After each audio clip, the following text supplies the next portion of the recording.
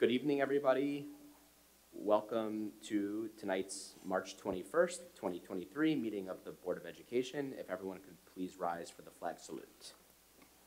I pledge allegiance to the flag of the United States of America and to the republic for which it stands, one nation, under God, indivisible, with liberty and justice for all. If the district clerk could please take the roll call. Yes. Adam Smith. Present. Deborah Brooks. Here. Emily Bays. Present. Adam Block. Present. Julie Epstein. Here. Rachel Gilliar. Not present. She'll be tardy. Okay. Nanette Melconian.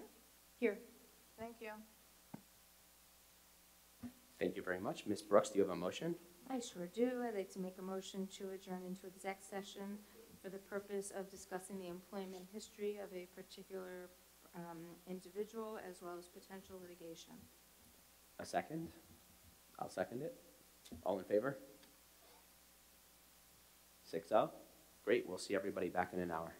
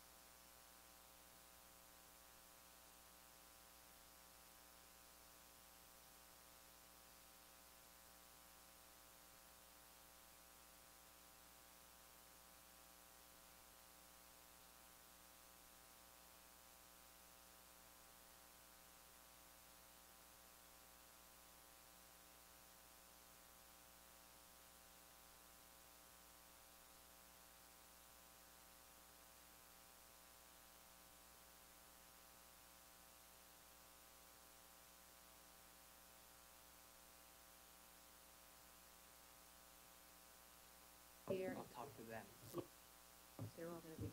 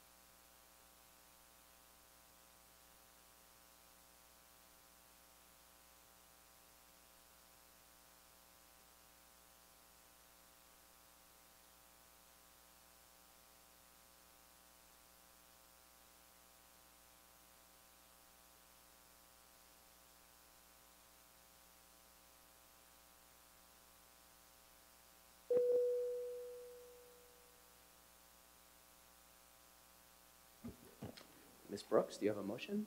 Sure, I'd like to make a motion to adjourn, come back into public session, yes.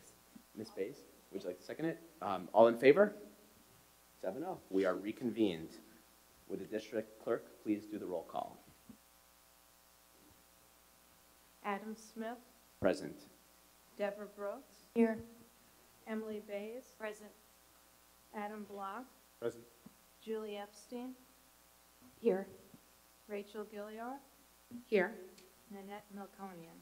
Here. Thank you. Thank you. Ms. Gilliard, would you like to announce the student, or I'm sorry, Ms. Melkonian, would you like to announce the student performance?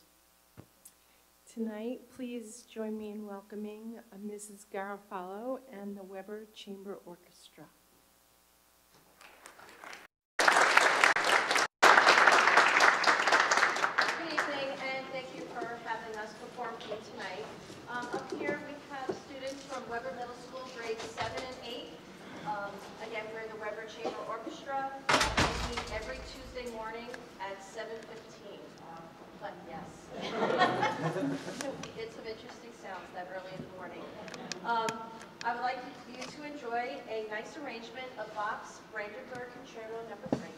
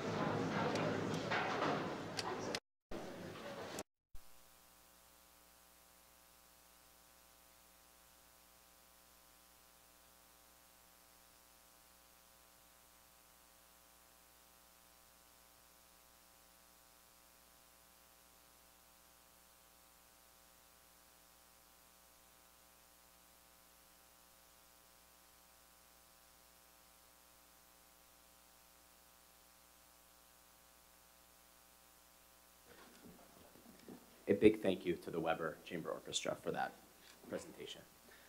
Ms. Gilliar, do you have a recognition to make? Absolutely. The Board of Education would like to recognize the following Paul D. Schreiber High School students who are being honored as award winners in the Long Island Science and Engineering Fair. This competition is for the most advanced high school projects. The participants in this fair have a chance to present their work to professionals in their subject areas from local universities, scientific institutions, and professionals in the field. Please join me in honoring the following Paul D. Schreiber High School students. Michaela Schwartz, first place winner.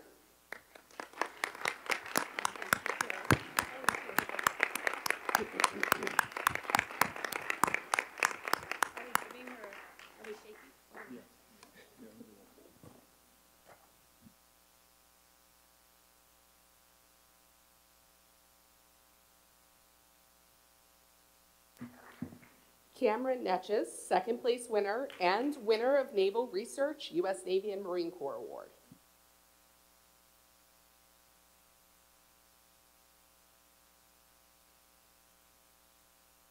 Amelia Abel, honorable mention.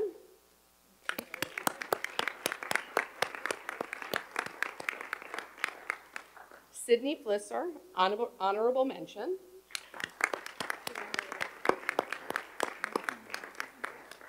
Reed Paltrow, honorable mention. And Abigail Smith, honorable mention.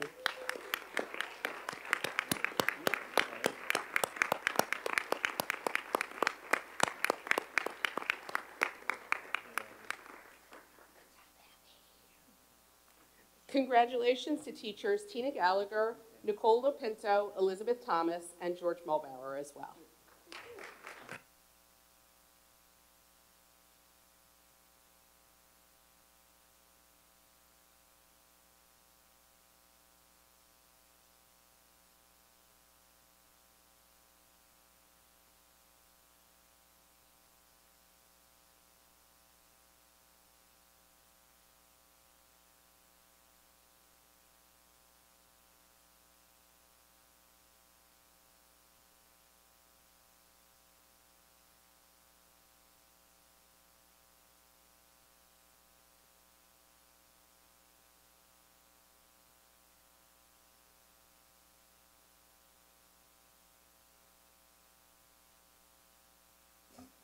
Congratulations to all of our award winners.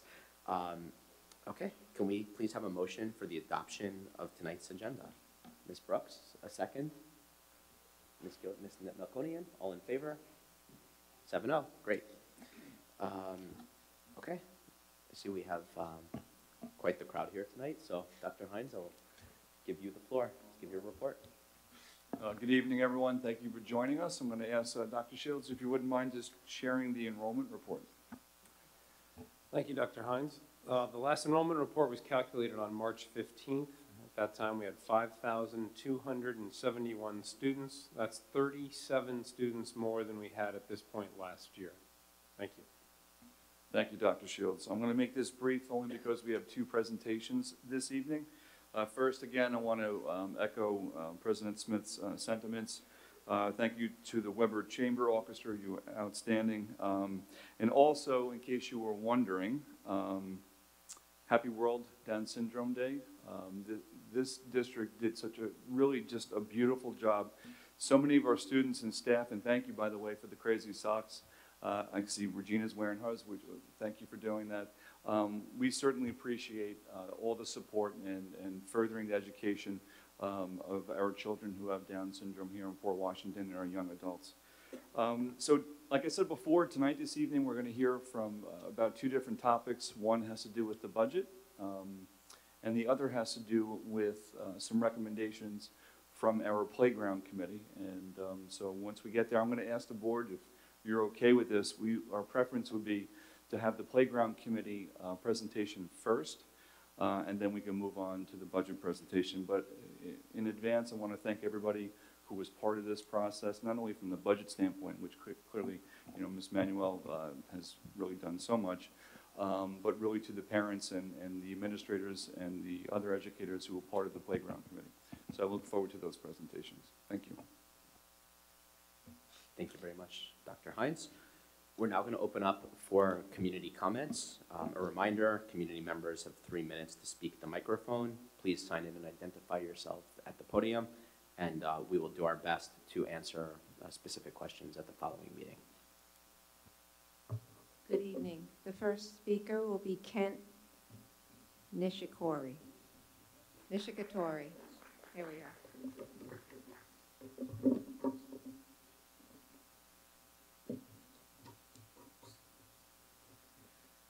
Good evening, everybody. My name is Kent Nishikiori, and I'm a senior at Paul D. Schreiber High School. Let me tell you all about my journey. Even though I was born in the States, I was raised by Japanese parents who were both born and raised in Japan.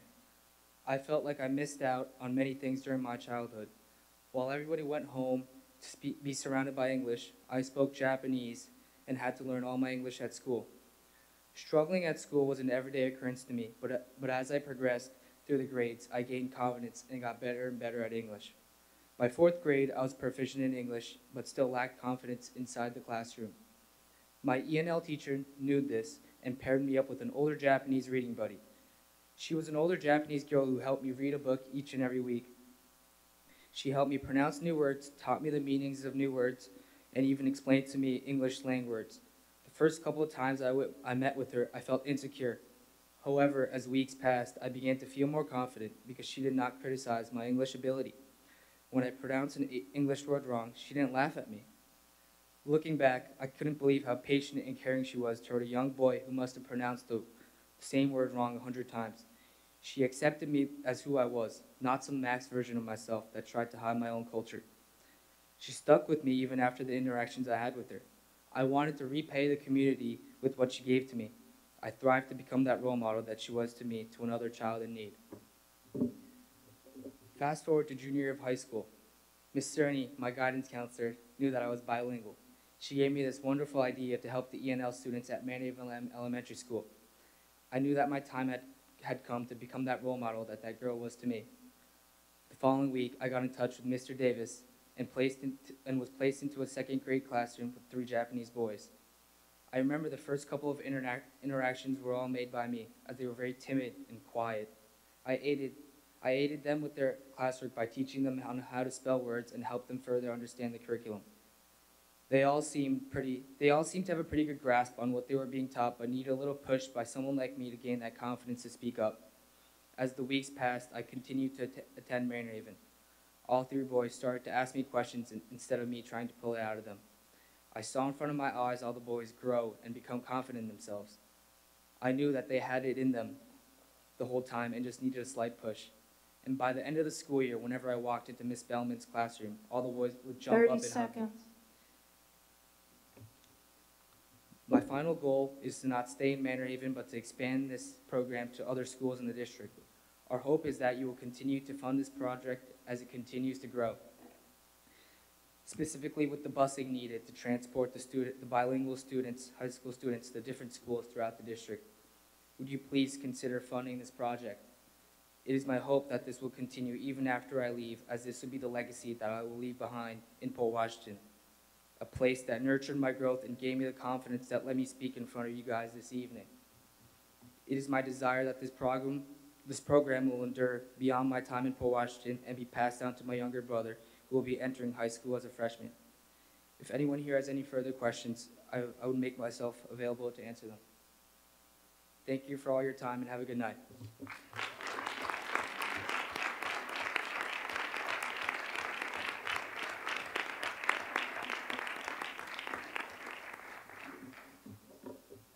Sarah Klein.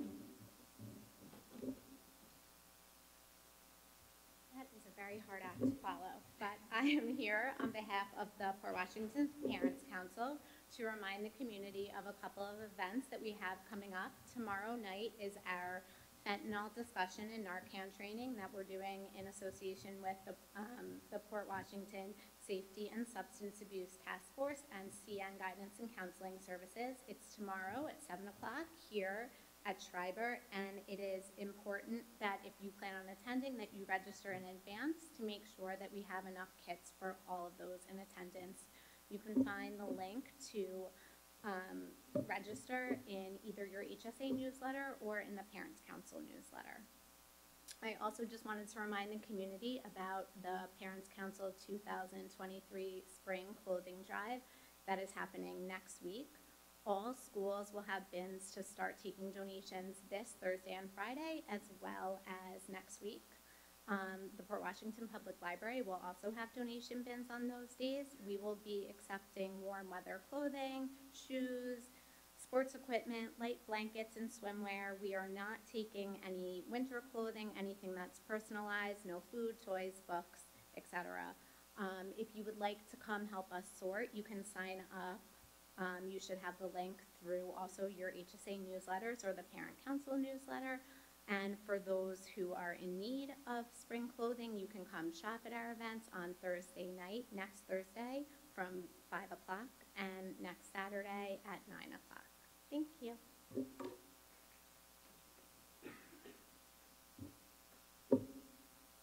Next is the Port Washington Youth Environmental Activist Group.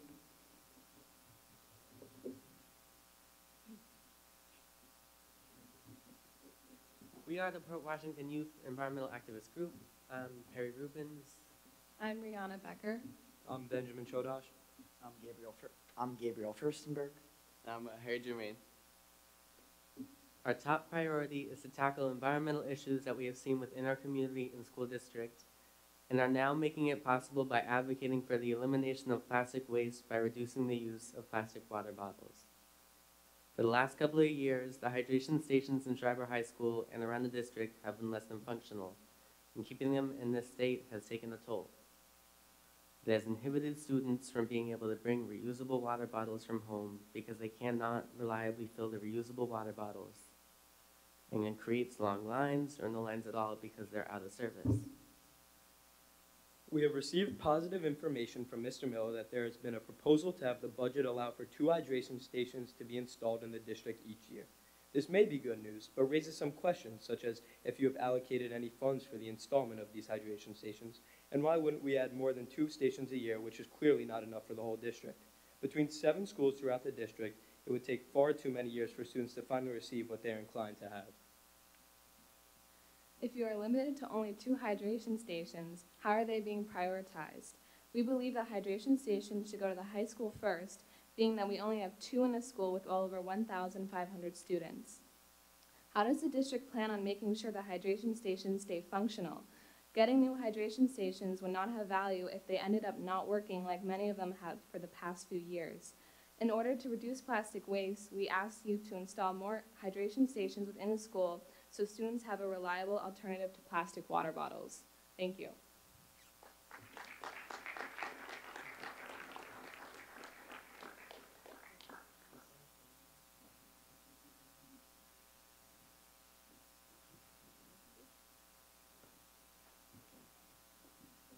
We have one more community comment.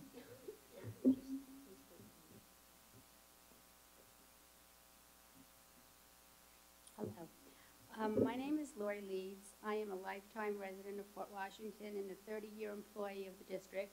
I am a TA in the ENL department here at Schreiber. I have seen our Ls struggle to find a meaningful senior experience project that not only fits their demanding work schedule, but also provides them with a beneficial experience. I think Kent and John Davis have achieved this. I have seen firsthand the benefits the ENL Buddy offers our seniors. I see their excitement as they board the bus Tuesday and Thursday mornings, and I see their excitement when they return here to Schreiber to share their stories with their teachers and their peers. Kent and John have created a senior experience for our L students that directly align with our district's portrait of a graduate. At least half of the pillars of our portrait of a graduate are met through this fabulous program, including, but not limited to, problem solving, social and emotional intelligence, communication skills, and embracing diversity, just to name a few. Like the murals painted on the walls here at Schreiber by seniors, this program too will leave an indelible mark. The experience our little ones gain from this exchange is just as important as the impact it is leaving on our seniors. The students, young and old, have the opportunity to share their culture, the opportunity to fit in, and the opportunity to feel included while maintaining their identity. This experience allows our seniors the opportunities to give back to the district that welcomed them and supported them in their quest for a better education. Our ENL seniors are living proof to our younger students that hard work pays off, and there are people who care and are here to help them. I implore the district to provide funds for this wonderful program so that it can not only continue, but grow and extend to include more students. As well as this program and other programs that directly serve and support our English language learning students are of the utmost importance. Thank you.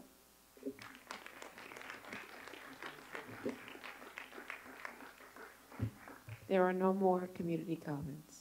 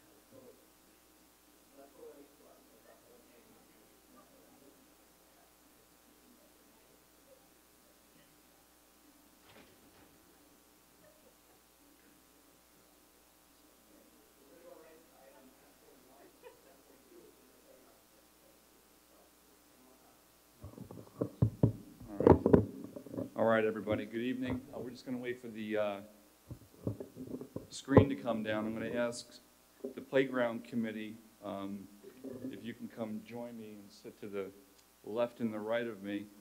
We have some parents who are joining us. We have Stephen Morales, we have Jessica Mawani, we have Sarah Klein, and then we also have Ms. Manuel and Mr. Graham, who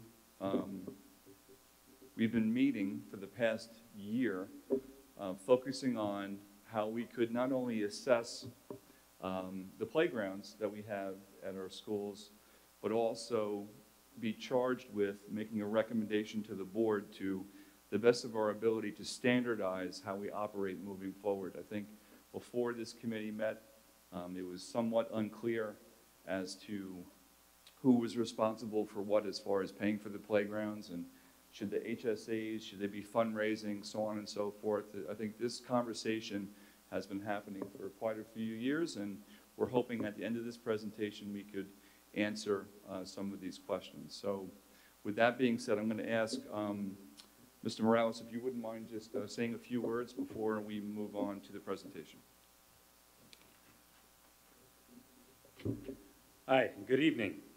I'd like to thank Dr. Hines, the members of the board, my fellow members of the Playground Committee, and my SUSA HSA co-presidents, Aaron Mastronardi and Amanda Pasavia, for allowing me to join y'all on this extremely important committee.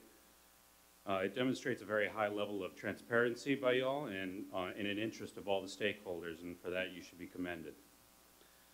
I've had the pleasure of knowing some of y'all before through various activities around town, and I look forward to getting to know most of you again as well. My name is Steve Morales, and I'm a parent of 2 girls at Sousa Elementary, one in 5th grade and one in 3rd. I've been involved in many committees for our HSA, from fundraising to building our float for the Pride and Port Parade every year. My family has been very grateful for the resources and opportunities that this district and community have afforded us, and I feel that it has truly made an impact on our kids' lives. When I was asked to join, if I would like to join this committee, I was curious as to what it would be about. It wanted to address sustainability and equity. I had a few concerns of my own regarding Sousa's playground, one of which was the very old, loud, and annoying squeaking bridge. And as a parent whose kids love to run across that bridge, if I wanted to sustain any equity I had built up in my own patience, that is where I thought we should begin. Sousa is a very busy playground, not just for the school, but for the community itself. There are always practices, games, play dates happening after school and on the weekends. It is a place for children to congregate, exercise, and most importantly, be outside in a safe environment. Over the last few months, I learned that many of the schools had their very own very old squeaking bridges, metaphorically speaking, and it was going to need a plan. Having raised money for our HSA every single year since my first was in kindergarten, I knew this was not going to be something the HSA was going to be able to tackle on its own. What if our very old equipment broke tomorrow? How long would our kids be without playground equipment? It would take years to raise that kind of money. I believe the work that Mr. Brian Graham and Dr. Hines and this committee have put in have built a foundation to reach a very proactive solution that is well-timed, prioritized, and organized so that each school can continue fulfilling the needs of our whole community's children in a sustainable and equitable fashion. Our district is highly sought after because of the value we place on our children's education. It is why my family is here, and I'm positive it is why yours is here too. Thank you for having me, and I look forward to hearing your discussion. Good evening. I'm the principal of Guggenheim Elementary School, Dr. Liccato. In the fall of 2022, I had the pleasure of joining the Playground Committee and enjoyed the opportunity I was given to work closely with my fellow administrators and the various parents representing the 5 elementary schools. This committee was near and dear to my heart, as outdoor play is a vital part of my students' academic experience at Guggenheim. I attribute changes I have made in regards to outdoor play to my personal experiences and exposure studying the Finnish schools years ago. Visiting the various playgrounds around the school district was a true pleasure. Working with other members on making this experience more equitable to all Port Washington students was exciting and meaningful to me on a professional and personal level. I look forward to collaborating with my colleagues and committee members as we continue this important work moving forward.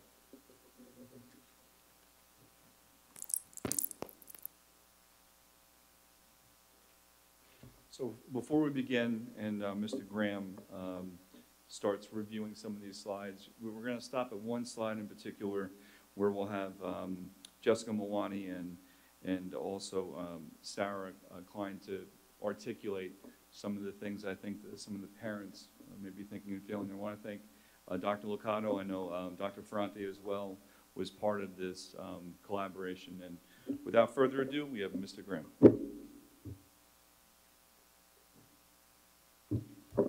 Good evening and thank you.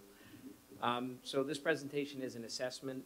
As you heard already, the whole community, the administration, Dr. Hines felt very passionately about playgrounds, and we wanted to know where we were at and how we could assess them. So this was an assessment I did with a vendor who is a certified playground inspector. Playgrounds are some of the most regulated pieces of equipment in a school. They have their own set of standards, and some of the equipment based on the age we needed to cross-reference with some new stuff. This was a quote we included: think of playtime like an innovation lab where tomorrow's civilization is being actively designed. I can tell you in my experience in K-12 schools, nobody prioritizes playgrounds like Port Washington. The community and the administration was really supportive of this process. So we're going to jump right into it. How do we calculate playground capacity? Different types of equipment have a different type of calculation. So for swings and spinners, you calculate it on 1 student per seat. But I included these visuals because, as you can see, that's not always the case. That is 1 tire swing, so that would have a calculation of 1, but there's 6 students interacting with it. Those are 4 swings, but there's 10 students interacting with it, and I think that was a 6-seater spinner, and again, about 9 or 10 children interacting with it, taking turns and waiting, engaging with it. Climbers, these are typically provided by the manufacturer based on their size. So you'll see the left and the right climber are newer pieces, and we were able to get the specifications from the manufacturer. They typically come with either a 6, 9, 12, or 16 designation.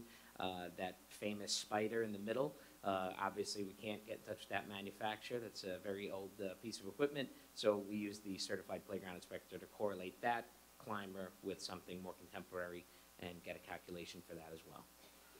And then play systems, again, these are all newer. These were able to contact the manufacturers, and they come with some interesting dynamics to how many students they can calculate, but most of them are 80 to 100. And going back to those swing pictures, doesn't mean 100 kids are on it at one time. It means some kids are getting on, some kids are getting off, and they're all interacting with the different compartments.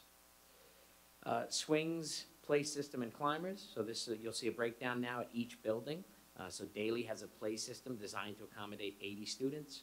It has 25 in climbers and 11 in swings and spinners. And again, that's what the manufacturer's recommendations would be, but you'll see there's much more students interacting with this stuff. Guggenheim has 2 play systems accommodating 74 students, 18 on swings and spinners, and 88 on climbers. A lot of climbers at Guggenheim. Manor Haven, play system is 80. It's one of the newer play systems. 6 swings and 64 on the climbing apparatus. Manor Haven did lose a playground, unfortunately, in the fall. It would have had a smaller play system that was damaged, and based on the age and the warranty and the manufacturer, the insurance regulations, we were not able to repair it. It had to come down. Salem has 2 large play systems for 160, climbers of 24. An interesting thing about Salem that we didn't realize until we did this calculation is there are no swings at Salem. So again, swings need a little bit more room, and that's a pretty tight site.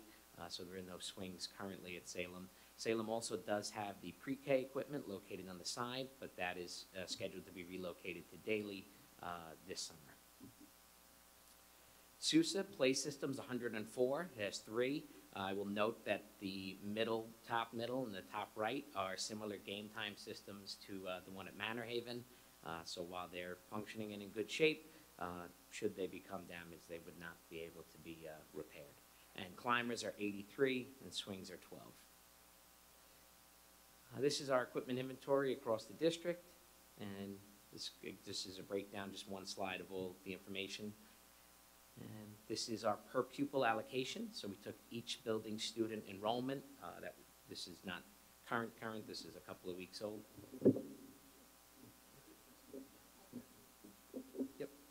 And then correlated to our equipment capacity, and that shows our student percentage, the amount of students that can be accommodated on that equipment at any given time.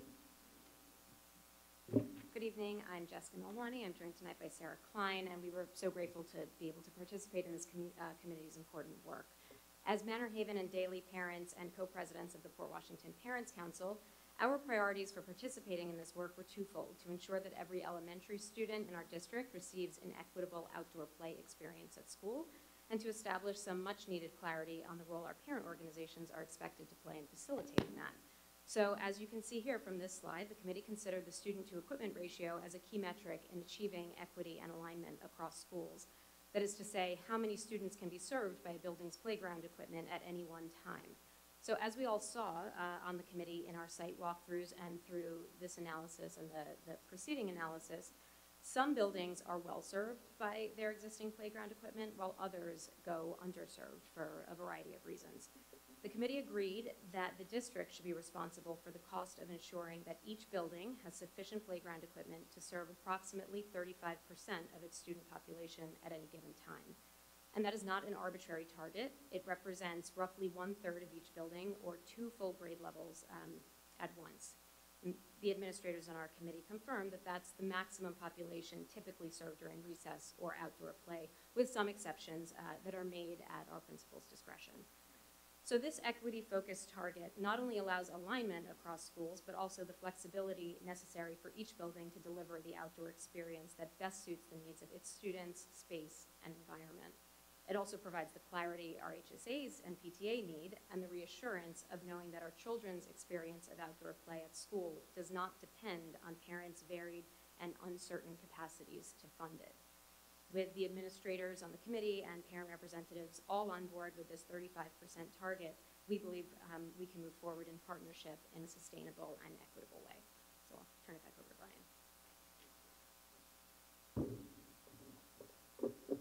So these are playground budget items. 5R is the engineered wood surfacing that you see at all of our playgrounds, and that is a compostable product, so we do have to replace that each year. We do have to maintain that. Repairs, we do, again, some of our playground equipment just generally has wear and tear parts, chains on swings, so annual repairs. And then this year, pending the budget process and approval, there was $125,000 slated towards the replacement of aging equipment. These are open playground projects, so the daily pre-K equipment, again, that was going to be relocated from Salem to Daly. And that is scheduled for this summer as part of the bond construction. Daly is slated for a secondary playground. If you go back to that student, you'll see Daly is the lowest number. There was a second playground that was removed for that construction. Manor Haven, again, we did lose a play structure in the fall that also put their student percentage down on the lower end. And then Salem, while they have the higher percentage of student allotment, their HSA has been fundraising for a tertiary playground, not so much to add more, but more about location. Their playground, and Dr. Ferrante I know is not here, but I know she's spoken very passionately about the playground is separated from the field. A lot of the kids want to use the field, want to play field games, use the Gaga pit, and that creates a supervision issue, having the playgrounds in the front of the building and the fields in the back. These are some future playground committee goals: musical playgrounds, STEM playgrounds, Gaga pits with turf. These are things that I know that HSA has been exploring and looking at for goals. Thank you.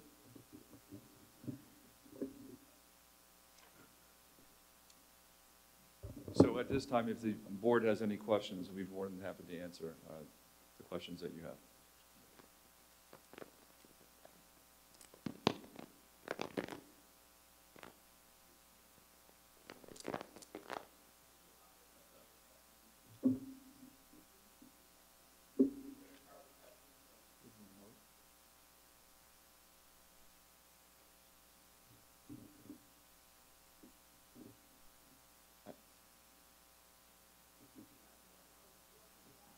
Well, I'm going to get your remote mic. Hold on one second.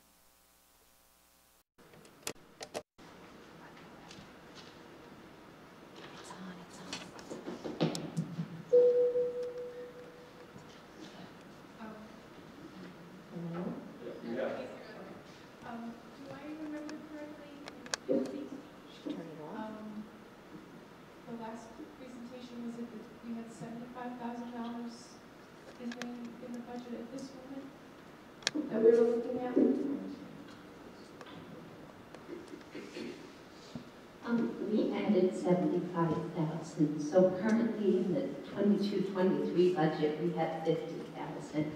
But next year's budget, we have 125.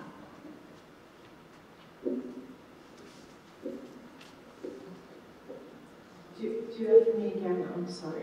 Sure.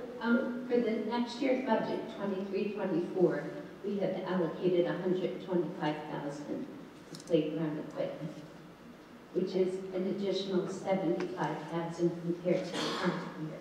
Oh, so that's where I got the 75 Yes. from. Okay, got it. Okay, so in other words, if in this current budget we are looking for 25,000. Yes. We're looking for 125,000 in the current year, 23-24. So what does that do with, where does the, what do we do with the 145 then? Are we just going to wait on that until another school year? The 145 in terms of... That's the total? That looks like... Oh, sure. Did he want it on? Right, so the rebar and the maintenance is already built into Mr. Graham's facility budget. Yeah. As far as the 145, that would include 125 for the replacement, which is budgeted, plus the 6,000 and the 14,000. Okay, so what, the only piece that's missing here currently is the 125? Yes, well, if the budget, the proposed budget goes through, then it would be complete. Okay. Yes. Thank This may be more a question for Mr. Graham. For the Salem HSA, or for the Salem playground, will it be affected by the bond and any of the construction? So that if we are doing any additions, I know if they're doing something on the upper lot, it won't. But will it change what they currently have? No. Okay, so that's not going to happen. And when we say, like daily also with the bond, I know they had the removal of the playground. There has been, I believe, some HSA funding or fundraising that has been going on, right, for that? Yes, so in that $168,000, the HSA has a large share of that. There's been a private donation that covers a large share of that, and then there's the district funding to make up the balance, and that would cover the $168,000. Okay, and then lastly, if we do the 125,000 that's included in this year's budget, does it get everyone to at least that target goal of 35%?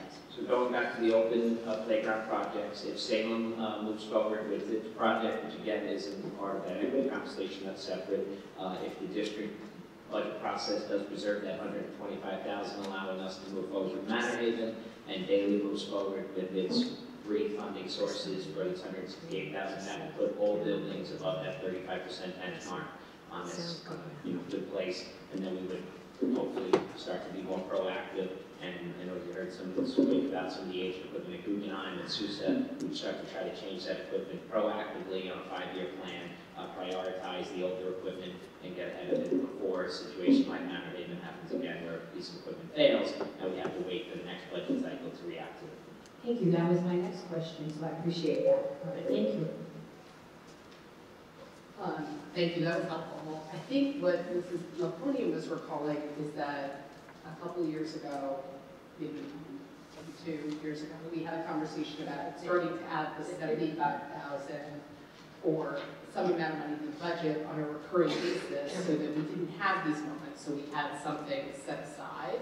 So I think you've actually cleared things up for me a little bit, but to make sure I'm on the right page now, I think we're putting this larger number in 125 because along with the HSA fundraising that has already happened, that gets us to where we think a baseline equitable position is.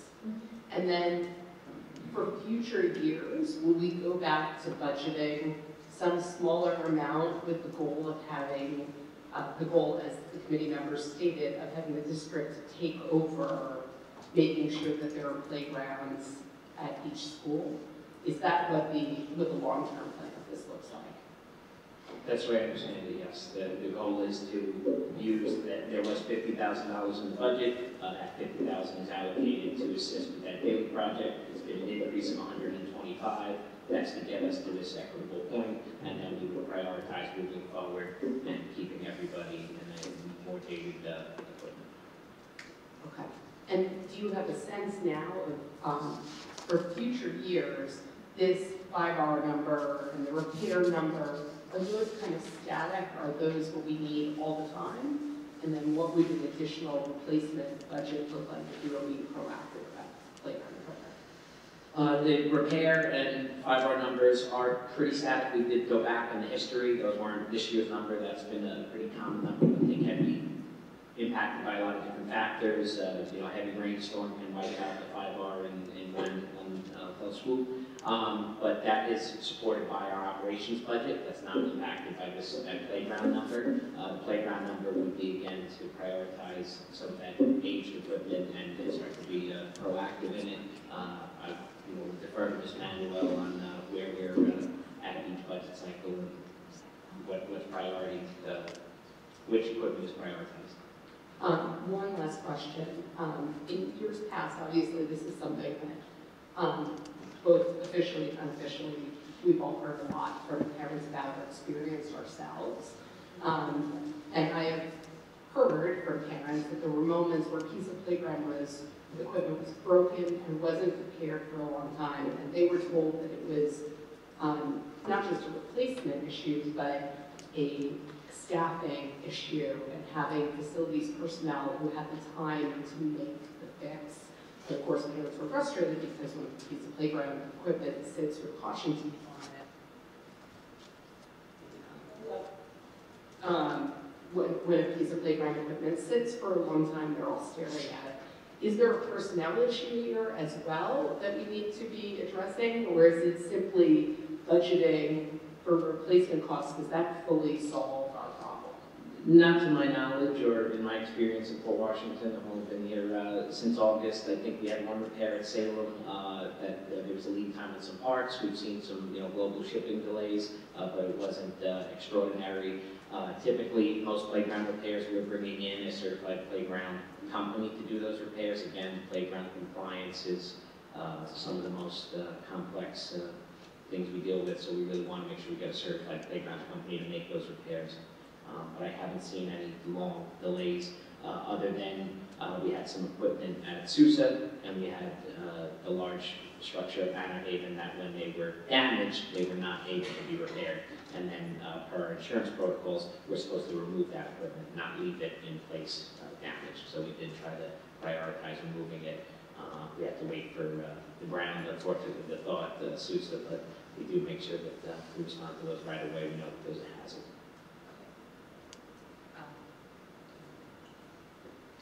Thank you. Great, thank you. And just to be clear, I was talking historically, not that I've heard a specific complaint about this year, but that it's been an issue in years past. That right here. Nice work. Is this working? Yeah. Beautiful. Okay. Thank you very much to all the committee members. This is really a nice presentation. It really puts it all so we can understand. I wanted to ask, I noticed that not included in this, and I know that the scope was playground, is what about like sports fields and sports equipment, and in terms of, did you think about how that is utilized in terms of what each school's need is and its ratio? Does that factor in at all? This committee just focused on playgrounds. We will be looking at all of our sports fields through our BCS, which is starting, we're in that process now. We'll be doing that and including that in our 5-year plan. We didn't take that into account. We did see at, Daly, again, they're down one playground. We saw a lot more kids doing the field events. We saw at Salem this summer, they did a lot of painting in the parking lot where the bus loop, where they have the Foursquare. Guggenheim also has a large, so we saw that stuff, but we didn't take it into account for the calculation. The calculation's really focused on the playground equipment. Okay, got it. And then the repair number of the 5% of $6,000, I could be making this up, but for some reason I thought last year when we had looked at this with your predecessor in the budget committee that it was a little bit of a higher number on an annual basis, and I'm sure it fluctuates from year to year, but what is the 6,000 cover? That's damage, again, swings, typically they have wear points, you know, the bridges or gliders, they have wear points that, you know, have to be serviced. We do have to have the playground inspected by a certified playground inspector annually, and they'll typically make recommendations. Sometimes our insurance company, when they do our risk assessment annually, they will also look at the playground and make recommendations, and that's my understanding of, we did an audit on that budget code. I can look back a little deeper and see if maybe they used other budget codes for those repairs. It just seems light for all those items. Am I remembering that wrong, Ms. Manuel? Right? Yeah. Maybe we can look at that, because for some reason I just have I thought, yeah. I know in the past we've had, it depends on what actually went down, but sometimes we have like swings.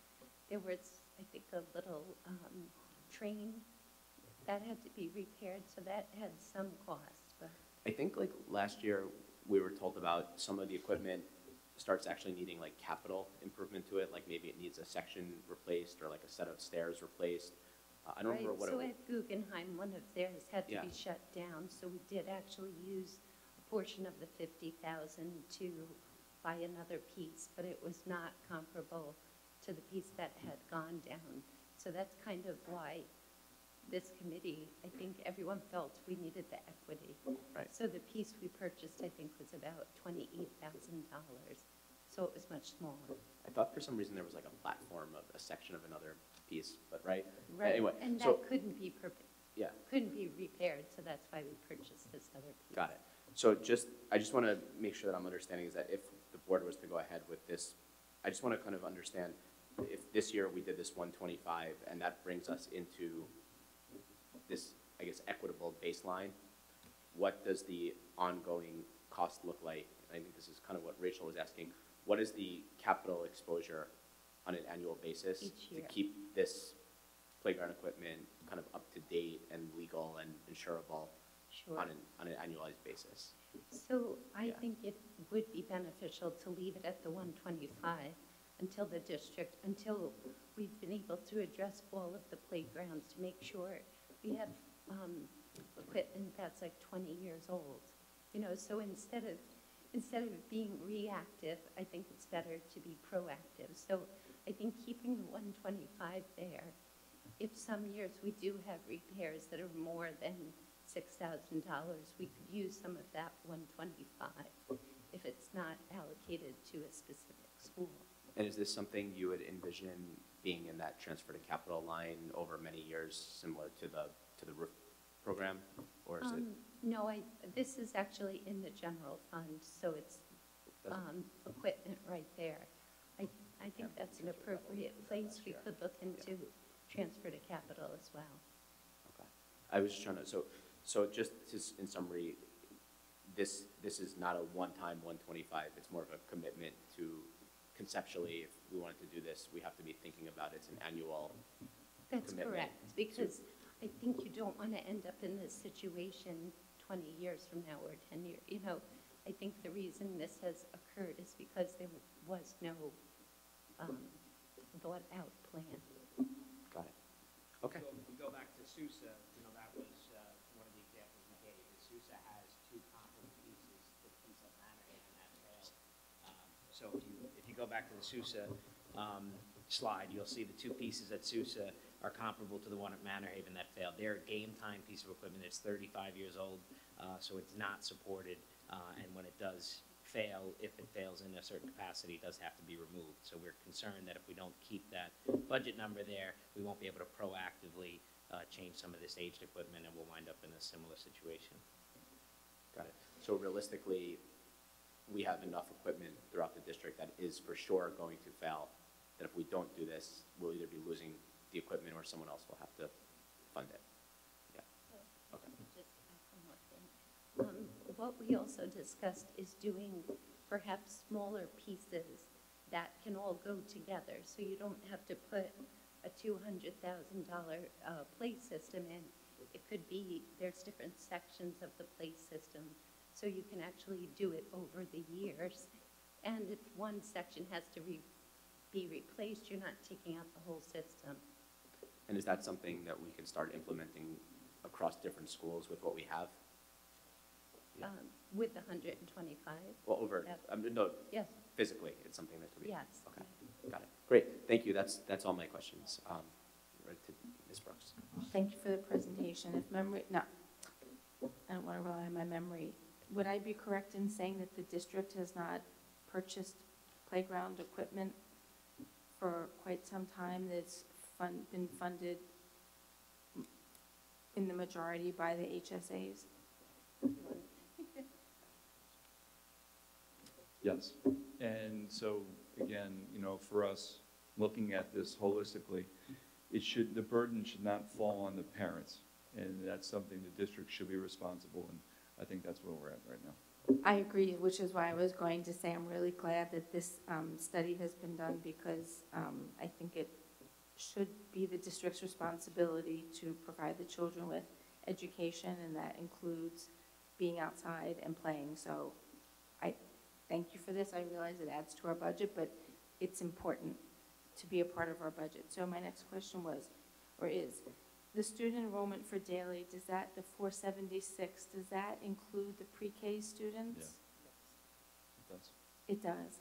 So when the equipment is brought over from Salem, hopefully it's salvageable and can be used, will that go toward increasing the 25%? Will that be calculated in the 35% goal, or is that separate and apart because it really is exclusively for the little people? It is exclusively for pre-K, so all playground equipment is certified in one of two areas, either pre-K or K through 5. So it's, or 5 through 12, actually, it's the age groups. So it is specifically for them. We could break out and give you that different analysis. I would just tell you that the playground, I'm trying to bring up the slide, excuse me. The pre-K equipment is pretty small, so it's, you know, there's a few small pieces there. It's not going to greatly impact that 25%, even if we were to include it in the overall calculation. Okay, thank you. Those were my only questions. Thank you. Okay, I have a question. Kathy, I'm trying to go back to the last meeting that we had. We talked about, I believe, the playgrounds, right, at the last meeting, and the budget lines. Are the numbers, I guess Ms. Malconi was also kind of referring to it. There was $190,000 in, am I wrong? That's what I'm trying to find it. So I'm just. Here it is.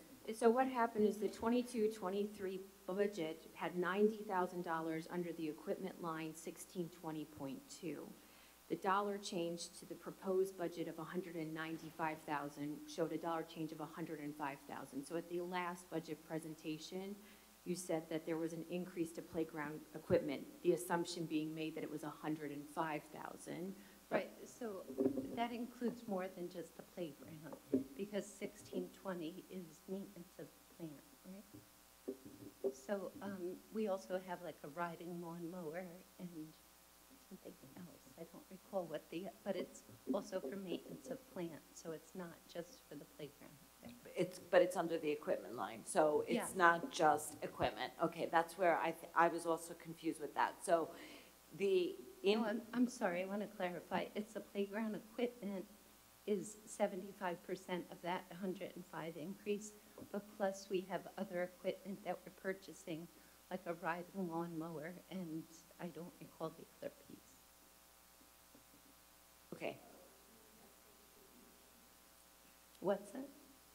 A reading tech foam stream system. Yes, thank you. Okay, thank you. That was one of the, I had to compare the two, and I couldn't remember, and I was also having technical difficulties. Okay, great.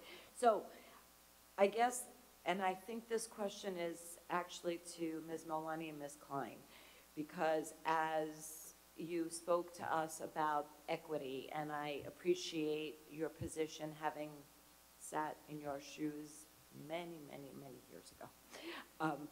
So how do we, as Parents Council, as the HSAs going forward, if the Board of Education commits to funding the playgrounds, what do we do about the fundraising efforts that I know we've had parents wanting to fundraise above and beyond? So I think here we are talking about equity, and I respect it, and I know that is something we've always talked about.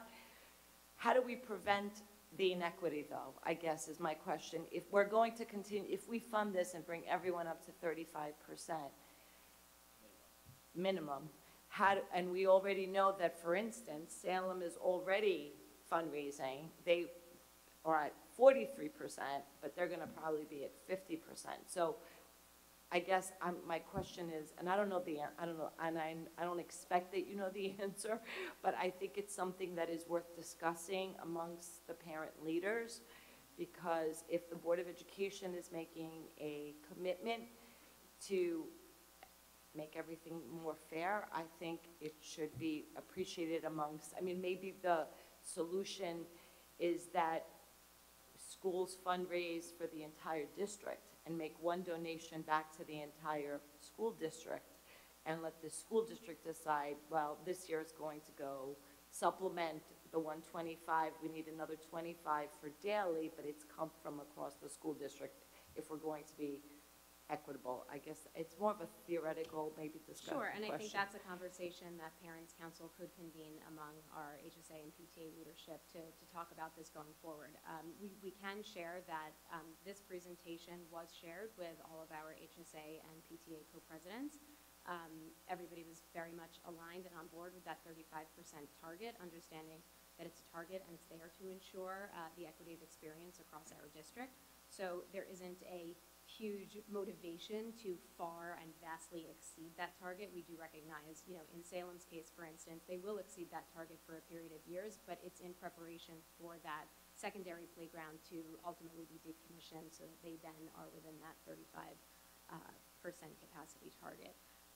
But yes, agreed. I think these are conversations that we can have. At the moment, the parent leadership in our community is very much aligned and on board with the equitable baseline and targets that have been set here. There has been fundraising that's already been done for certain supplementary equipment, for instance, Gaga pits, that's been going on. But again, that's equipment that won't really move the needle on that number too much in the course of the next few years. So we are aligned and open to having those conversations. Thank you. That actually reminds me, we do have in the budget, right? Because so in the past, when the HSAs did the fundraising, the HSAs raised money for the equipment, but the district had the funding for the installation and maintenance of the equipment. So speaking of the Gaga pit, where does that fall now? Guggenheim has raised money or is raising money for the Gaga pit. Are we still maintaining it? Brian can speak to that. The Gaga pits that have been installed have been funded by the HSA complete, the installation and the purchase of it. What about the upkeep? Is there no upkeep? I mean, no? No, just eventual replacement, which again would go be into funded the by the 125. HSA. We've had, really great conversations with the HSA about identifying, future fundraising goals. We've talked about Gaga pits. We talked about the musical instruments that are outside. And Ms. Manuel also talked about going towards a more phased approach. We're seeing industry-wide, instead of these large play structures, smaller pieces spread out. That makes replacement easier. That makes fundraising easier, because if you're fundraising for a smaller piece of equipment, you can see it within, 1 or 2 budget cycles, as opposed to fundraising while your kid's in kindergarten and not seeing that playground come until they've moved on. So that's industry-wide. We see, smaller pieces, and I think it's being looked at from a better social emotional playing standard as well, that not all the kids are on one piece of equipment, but they're spread out and there's more variety of equipment. Okay, thanks. I think a lot of my questions have been answered. Thank you, guys. I just have one question for Mrs. Manuel, which is an accounting question, which is, you had said that this is not transfer to capital. And I just want a little bit of explanation why it couldn't potentially be a transfer to capital opportunity. Sure. No, it's not currently a transfer to capital. It could be. It could be either way. It could be accounted for. Great. Thank you. Dr. Hines, do you have any closing remarks on this? No, I thank the board for allowing this committee to be commissioned, and I think you see there was a lot of thought that went into it. Hopefully it answered all of your questions moving forward. Ms. Bays, I think what you brought up is really important. Now that we have metrics, now that we have a structure, a system in place, you know, what's the role and responsibility of the HSAs to make sure we don't have one school that's way over here with extra things and some other school does not. So we'll further that conversation. So thank you for your time. Okay. Thank you very much. Before we move on to the next topic, which is the, I guess, the budget presentation, do any trustees want to discuss the playground committee, or should we wait until we see we'll wait. Anybody else have any? I want to wait as well, but okay. So we'll wait and see if it's presented to us in the budget. Thank you. Yeah, we haven't seen the budget. No, we've seen a spreadsheet of asks. We haven't seen what's being proposed as a budget.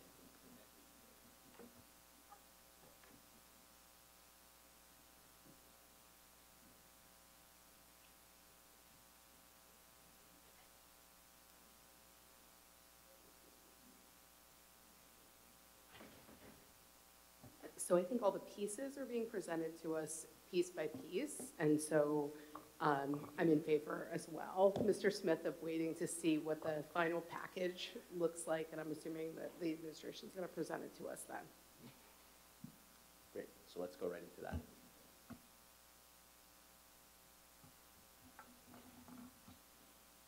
Sure. So this is our fourth work session, and we'll be discussing English language learners, both C's, driver's education, adult education, and personnel. I'd like to remind everybody that by April 18th, we'll have the adoption of the budget. On May 2nd is the public budget hearing, and on May 16th is the annual budget vote and school board election. Again, these slides I keep in every presentation because I do want to make sure we keep our focus on our students, which is really the portrait of a graduate. All of our decisions are guided by our strategic plan.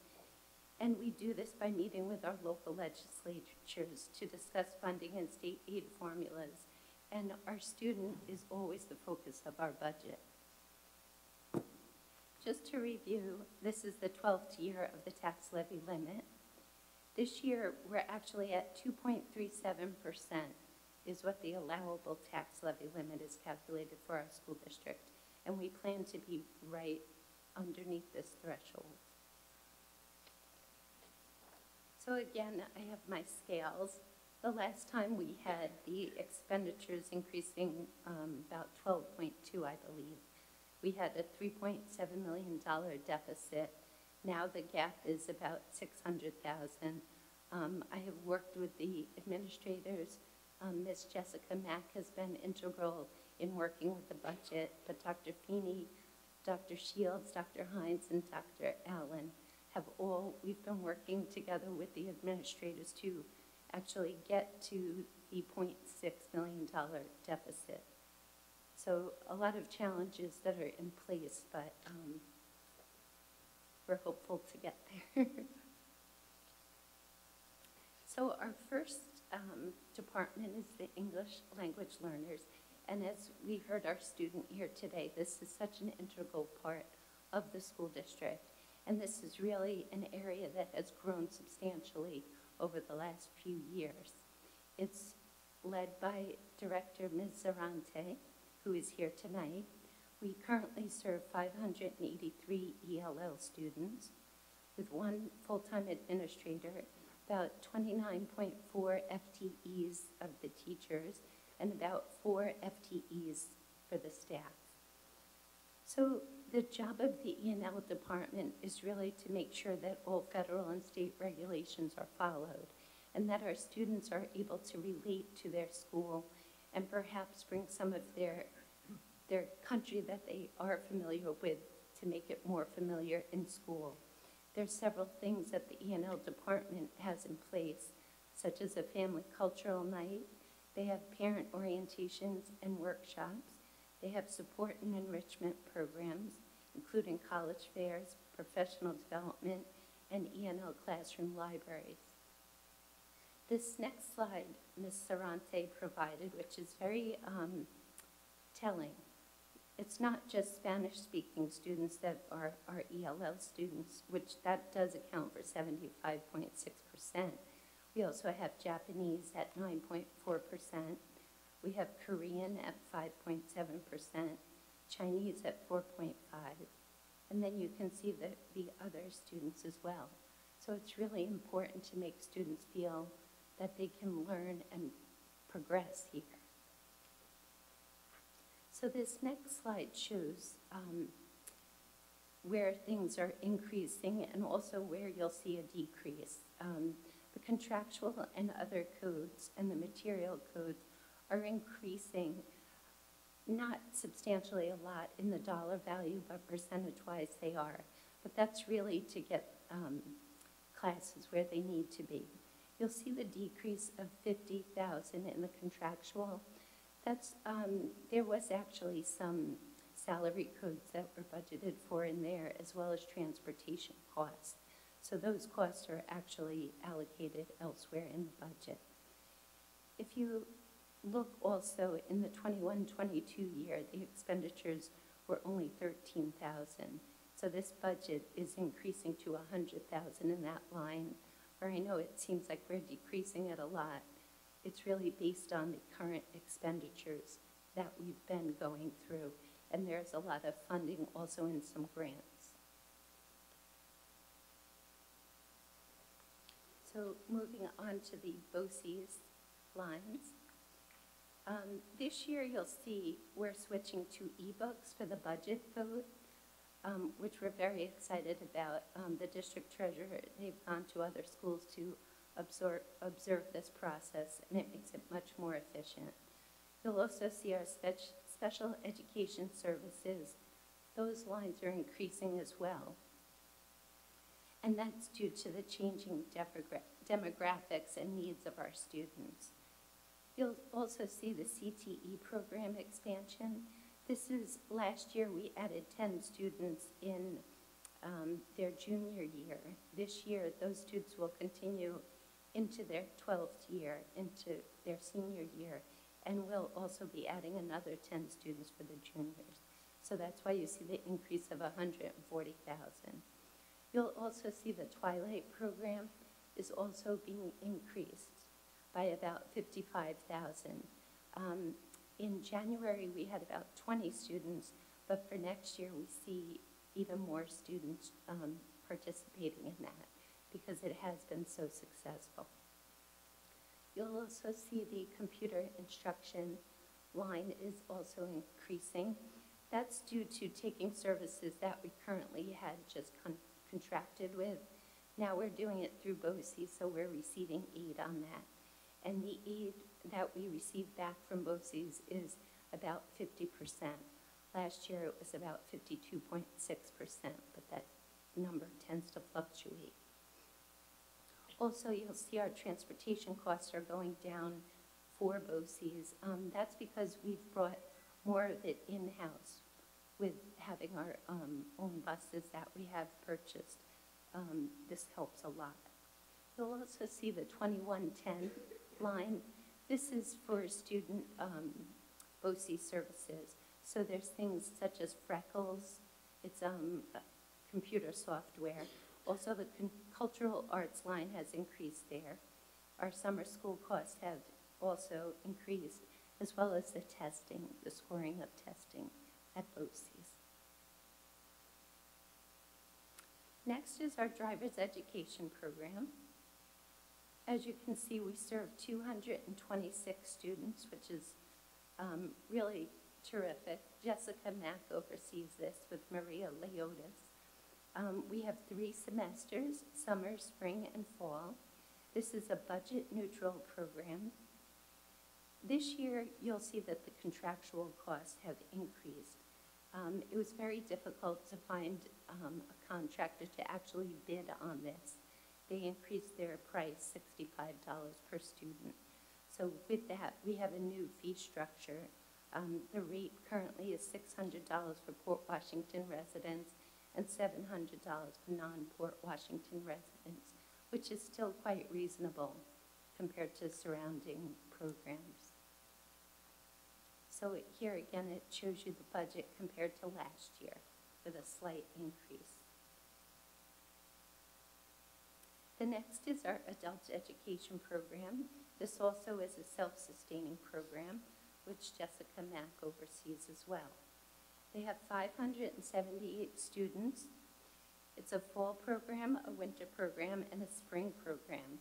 They offer close to 50 courses dealing with health and wellness, music and performing arts, and special interests. So most of the classes this year are in person. Due to COVID, a lot of them had gone to virtual. We were trying to actually go paperless with the signing up because the brochure is quite big. However, we noticed that really wasn't something for the demographic of the people that go there. I think they like to hold the actual brochure in their hands. So once we went back to the physical brochure, we did see an increase in participation.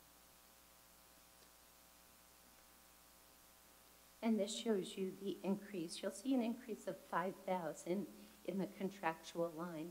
This is really just a reallocation because sometimes we have teachers that teach the classes. We're noticing we have more people that we have to contract with. So this next slide talks about personnel positions that have been funded by the American Recovery Act. So during COVID, you may recall we had funding from the CRISA and also the ARPA funds.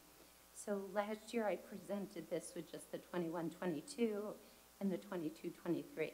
This is a continuation of that. So for next year, the CRISA funds are actually falling off, and we will still have some remaining ARPA funds.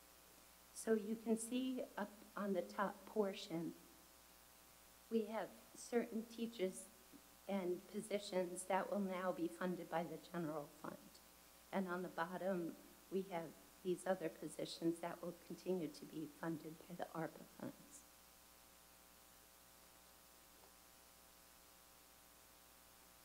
So this next slide discusses the personnel. So I've highlighted up above, it says change in funding. So these are the positions that were funded by the Recovery Act funding, and now these will be moved to the general fund. So these are not new positions, it's just continuing the funding of them. And below are new positions, which when I discuss the gap of the 3.7 million, some of these positions are the reason we were able to decrease that gap. So if you look for the bus drivers, I've added 2 bus drivers. In doing that, we were able to reduce the transportation code by 600,000 because of the different field trips we can do, the different special ed runs that we can do, and also things like the E&L busing during the day. Those are very difficult to find contractors to actually do that for us. Also, we've added a daytime custodian at Daly, which with the new addition, we've added about 15,000 square feet. So we need this custodian, and this should help with reducing overtime. So you'll notice that the overtime line has been decreased for this year because as we've had difficulty filling a lot of the custodial positions, we have almost all of them filled now, so we should be seeing a reduction in custodial overtime. Mr. Graham, after being here, has noticed that we have a maintainer at the middle school, but not at the high school. And a maintainer is somebody who can do small electrical repairs, plumbing, different small tasks that we might have to contract out with a contractor. So by doing this, we were also able to decrease the contractual code as well. So we've also added a high school science teacher. We've also added a high school E&L teacher and also a full-time Manor Haven teacher. So these are some of the personnel positions that have been added. So this next slide looks at the estimated revenues. So what I wanted to call your attention to is the miscellaneous code and also the interest. At the Budget and Facilities meeting, I gave a historical look at the revenue that the district has had. And it was questioned, you know, why is the miscellaneous coming in so much higher than what you're budgeting at? So I like to budget conservatively, which is why I had it at where it was. But I did add an additional $300,000 of revenue because when we go out for borrowing with the TANs, we typically get a premium back. It's not guaranteed every year, which is why I don't always like to budget for it, but it has been consistent over the last 7 years. So that's why you'll see the increase, and that also helps to reduce the gap. I've also looked at the interest, and I've increased that as well. Here you'll see it's $450,000 over last year. I think I had estimated it to be at like $250, so this is also an increase, which also helps. But you'll also see the state aid. That's where we're getting the most change in our revenue. It's actually $4.4 million. A lot of that is due to the increase in foundation aid. And also our pilots are projected to go up as well. So taking all of this into account, we still have a gap of $600,000 if we want to be under the tax threshold, which we do want to. And I would like to also note that this is assuming we are giving $2 million back to the taxpayers, which the district has done that for the past several years. So again, this is my scales that we used last year. And you'll see that we have about $605,000 that we need to either receive more in revenue, which the state budget should be out April 1st. I believe it may be a week or so after that. We're hopeful it comes in, but I'm not expecting to see any great increases in state aid. I think we've gotten quite a bit. And the other way is to reduce spending by 605, or a combination of the two. And that is it. I will take any questions. Great. Dr. Block, we'll start at your end.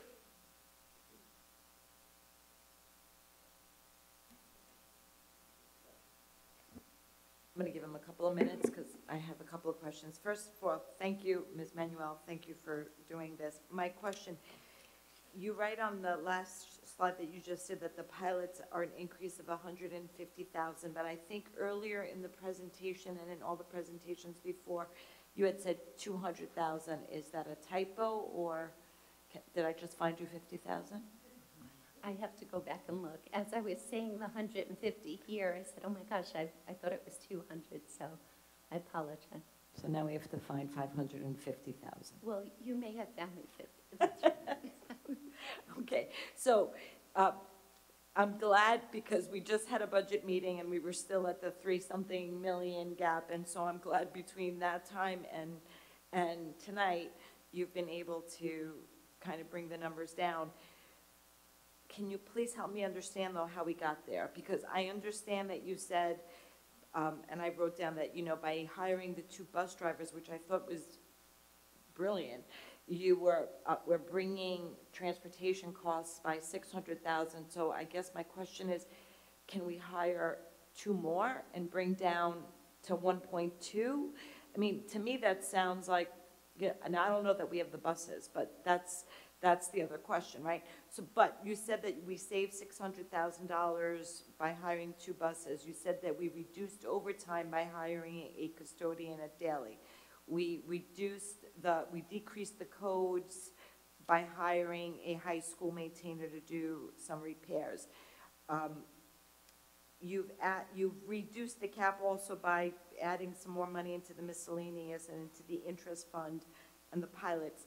So, but it still doesn't add up to, so have there been any other cuts or things that have been slashed from the budget that we should know about?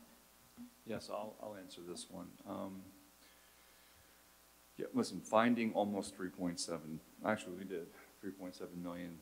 I would say a decent chunk of that had to do with us looking at some personnel, most notably EAs. If we remember, before COVID, we added some EAs for various reasons. Also, Dr. Allen has been looking at some of the CSEs and projections for next year. And so we will have some reductions in that area as well. And again, that added up to a significant amount, I'd say over 20 EAs and potentially TAs at this point. So that's where some of the savings came from.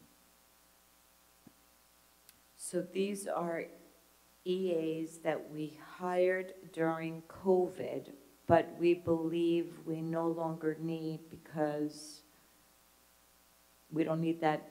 I mean, I appreciate the savings. I am concerned about a cut to that magnitude because we've talked a lot about the educational experience that our children have, and I believe that our EAs and TAs play a critical role. We just spent a lot of time discussing playgrounds and recess time, and we know that our EAs and TAs spend a lot of time out there as well. So I'm just asking questions. Oh, of course. So again, going back to CSEs, again, the projection is we'll have I wouldn't say significant, but a decent reduction in what is required from the CSE standpoint. So that's where I would say the majority of the reductions are. To alleviate any other concerns that the board may have, clearly we had these conversations with the building principals. And in having those conversations, this is where we are at this moment. And they understand why we are making this recommendation. Listen, nobody likes to, and by the way, most of this will probably go through attrition potentially. So it's not like we're looking to, remove those who are particularly working at this moment. But in the end, listen, we thought very long and hard about this, and again, trying to look at that $3.7 million shortfall on top of that, and then look at the wish list of, and understandably so, the principals as far as what they thought they needed within their respective buildings and directors in their respective departments. So looking at all of this, that's where we are. So let me ask another question then. All the other things that we've heard so far in our presentations that we've gotten, the asks that you went through each department and the schools, those are still in the budget. Am I correct, Ms. Manuel? I mean, So Mr. Maloney actually went through with Jessica Mack all of the BOCES codes and his computer codes. He did have some like duplicity, but also he had some cushions in case, so he looked at those things very closely. We were able to reduce quite a bit of money there. We also, with the security had an ask of $400,000 was the increase. We're looking at reducing that to an increase of 100. So that's actually doubling the security budget. I know that we have an audit that's going through, but I think it's something that's going to have to be gradual of an increase in that security code, not so drastic. I'm trying to look at the other areas. you know what? How about this? At our next meeting, or maybe I think we talked about at our next budget meeting, if you could have a presentation for us of the asks and what actually made it from the asks, that I think would help us, and what were the cuts, because I think that would help us try to figure out, what made it, what didn't make it, and whatnot. So I think that you don't have to go through it now. I appreciate that. I just want to ask one last question, and that's regarding the E&L department. We had students speak to us about the program that he was involved in, and so I just want to make, I didn't understand in the codes, is that in the budget? Sure, so I believe the main part of that is the transportation. Is that correct? Yeah, and that is in the codes. Yeah. So it's in your proposed? Yes. Great, thank you. No more questions. I just had one question where I was looking at the BOCES lines, and what I saw was for BOCES special ed in particular, in 2019 it was 2.5 million, 2021 it was 2.4 million, and 2.3 million.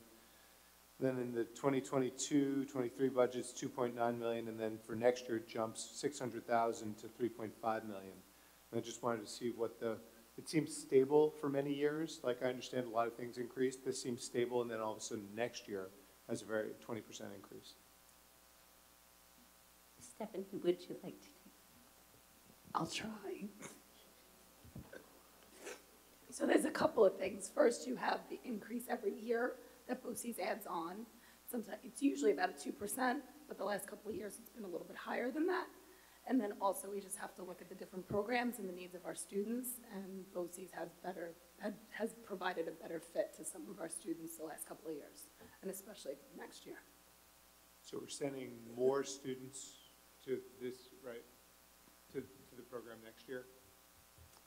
I don't know the number off the top of my head, perhaps, but we might not be sending them to like the private schools out of district, so it really depends upon where they're going. So there might be a similar deduction or right, some kind of. There could be changes, yes, in the other lines. In some of the other lines. Yes. All right. Thank you. Sorry.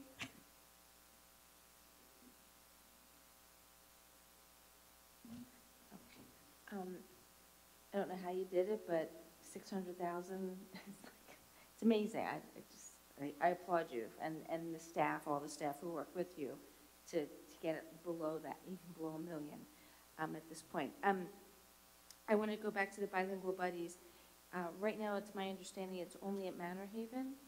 So, yeah, right. And I seem to remember there's a grant, because I remember asking the question, why aren't we doing this in all of the schools? So, is it budgeted for all of the schools, all of the elementary schools, or just Manor Haven? Huh? I don't know. I'm sure Ms. Sarante would love for that, but I don't think so. Sure.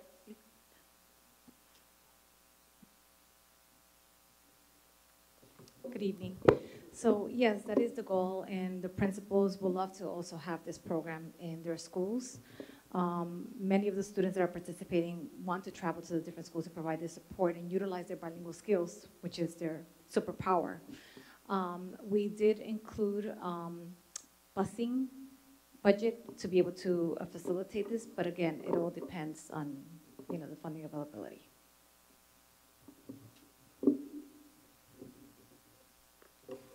Thank you. My next question, sorry for the feedback. So I've lost track of how many students we currently have in the CTE program, but you said you're adding 10 juniors. How many do we have now, and so what would that 10 be? I believe that there are some students that have IEPs that are going to the CTE program. So you have those students. I think that's probably about 20 or so. And then we have 10 that are juniors. I believe it's 12. Those students will be going up to seniors. We'll be adding another 10. Sure. Sure. So we have students who are not part of this, the 140 that I'm telling you. So we have, I believe it's about 20 students who have IEPs that as part of, they go for CTE classes. So you have those, that's a separate category. Then last year we budgeted for 10 students, but I believe 12 enrolled. Right, so we have 12 who are juniors this current year. They'll be moving up next year, and we're adding 10. So we're almost doubling the program, in essence. Yes. Mm-hmm. Yeah. And then for the Twilight, you said I can't remember from last year, how many students are we adding to that program? So we didn't have this program last year. This was the first year that we did it. we weren't really sure how much to budget because it's dependent on the enrollment. So we budgeted 95,000, I believe in January when Ms. Director was speaking. They had about 20 students at that time. I believe that it has increased already, but we're thinking it may increase even more. So we've added 55,000 because we have had to take money in the current budget and add to it. I think if I said last year, I meant like this year as last year as Okay, opposed to next year.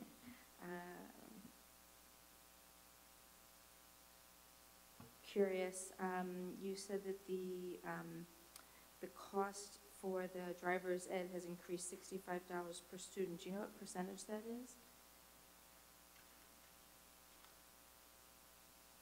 I guess I could do the math, right? Since now you're saying, so the new rate structure for 600, so that's, okay, never mind. I see it there. I can do my math. I skipped that part, sorry. Missed that part. How are we going forward for 24, 25 when the ARPA funds roll off for the 4 AIS teachers, the 2 social workers, and the Spanish-speaking counselor, or do we just not want to think about that right now? No, I can answer that.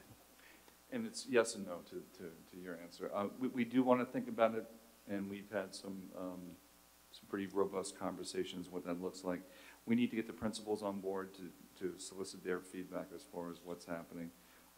I will say at this moment, though, I don't know if all of those positions will be in the general fund the following budget year, but these are conversations, again, we need to start having with our principals once this budget cycle is done.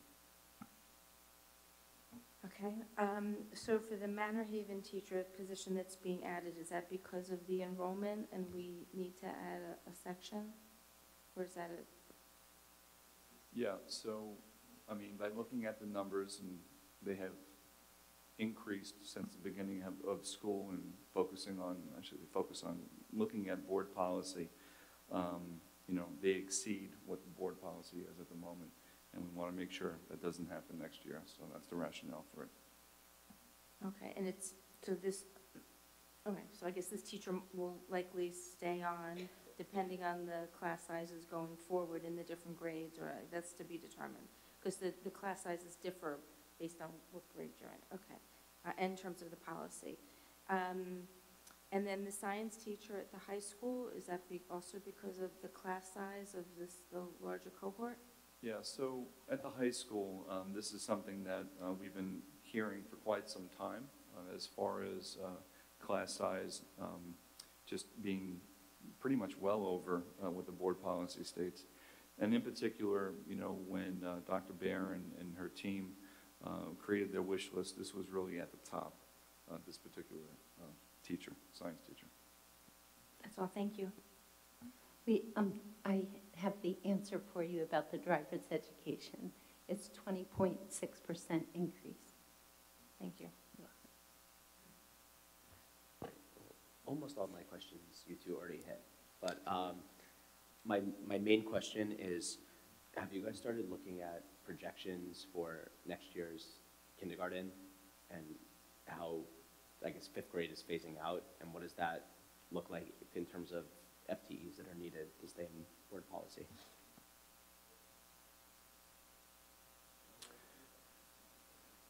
So the projection is about 370 internal on our projection.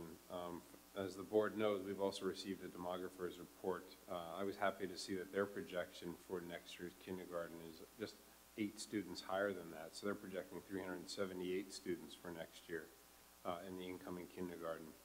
So I've worked with the principals to look at how many sections we'll need in each of those grade levels by staying inside a class size policy. And that's where we have the +1, which would be at Manor Haven overall at the elementary level. Now the wild card here is it really 370 or 378 in the incoming kindergarten? Last year we thought it was around 370, 380, and it came in at 430. So we just have to be prepared to monitor those very closely and of course give feedback to the board as those numbers become, instead of projections, actual kids that enroll. And sometimes more kids show up at one school than they show up in another school, like we had this past year. So we ended up transferring a teacher from one elementary school to another elementary school because the actual kids in the seats were a little different from building to building. And we're prepared to do that again if we need to. But we'll give you updates along the way if that 370, 380 number is not realistic. And in terms of that 370, what you're seeing so far, are there any schools that are looking drastically different from where they were last year in terms of? I think it's a little early to tell on that. We are seeing, for example, Salem seems a little higher than we would think at this time of year. But, you know, we'll give you feedback since it's only March. There's still several months before we start to make those actual class assignments. And in terms of if any of the schools do end up going over, which I guess based on if we're looking at where we are now versus last year, how would that, do you have contingencies for how you would handle that in this budget as it's proposed? Yes. I won't ask more. I'll take the yes. Ms. Gilliar. So a couple questions. First, you mentioned the increase in the summer school. I'm just wondering, and maybe it's not a question for you, maybe it's a question for Dr. Hines, but what's driving that increase in summer school? Dr. Feeney, do you have any insight into it? The pay for the summer school folks has been standard for quite some time and is no longer competitive compared to some of the other pay rates, you know, notably when we implemented our Twilight program. So in order to make sure we could retain the quality of teachers needed, we needed to increase those rates. I'm actually very heartened to hear that answer because the alternative was we have more kids who need summer school all of a sudden, and that was what was driving my question, was the concern over that. So that answer makes sense to me. I was going to ask about the ARPA funds, but I think we've pretty well covered it with Ms. Burke's question. The e-books for the vote, can you tell us a little bit more about that, and also what's the cost associated with it, and how is it more efficient? So actually, Ms. Fullen is going to actually educate the public as it gets closer to the voting time. Actually, instead of those big books, it's going to actually be little iPads, and people are going to come in, find their name. It'll be much more efficient. We can actually look at the information differently. It's just very cumbersome with the books.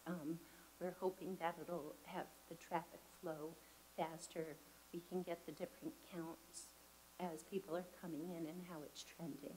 I think it's about an $8,000 increase, and that's because you have to buy the actual iPads, but it's also the software has to be updated. So continuing on, the software will be updated each year.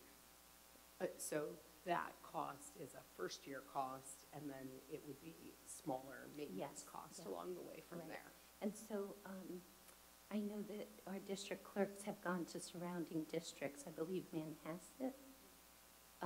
They've also gone there, and I'm not sure if Roslyn, do you know what other schools are using it? Yeah.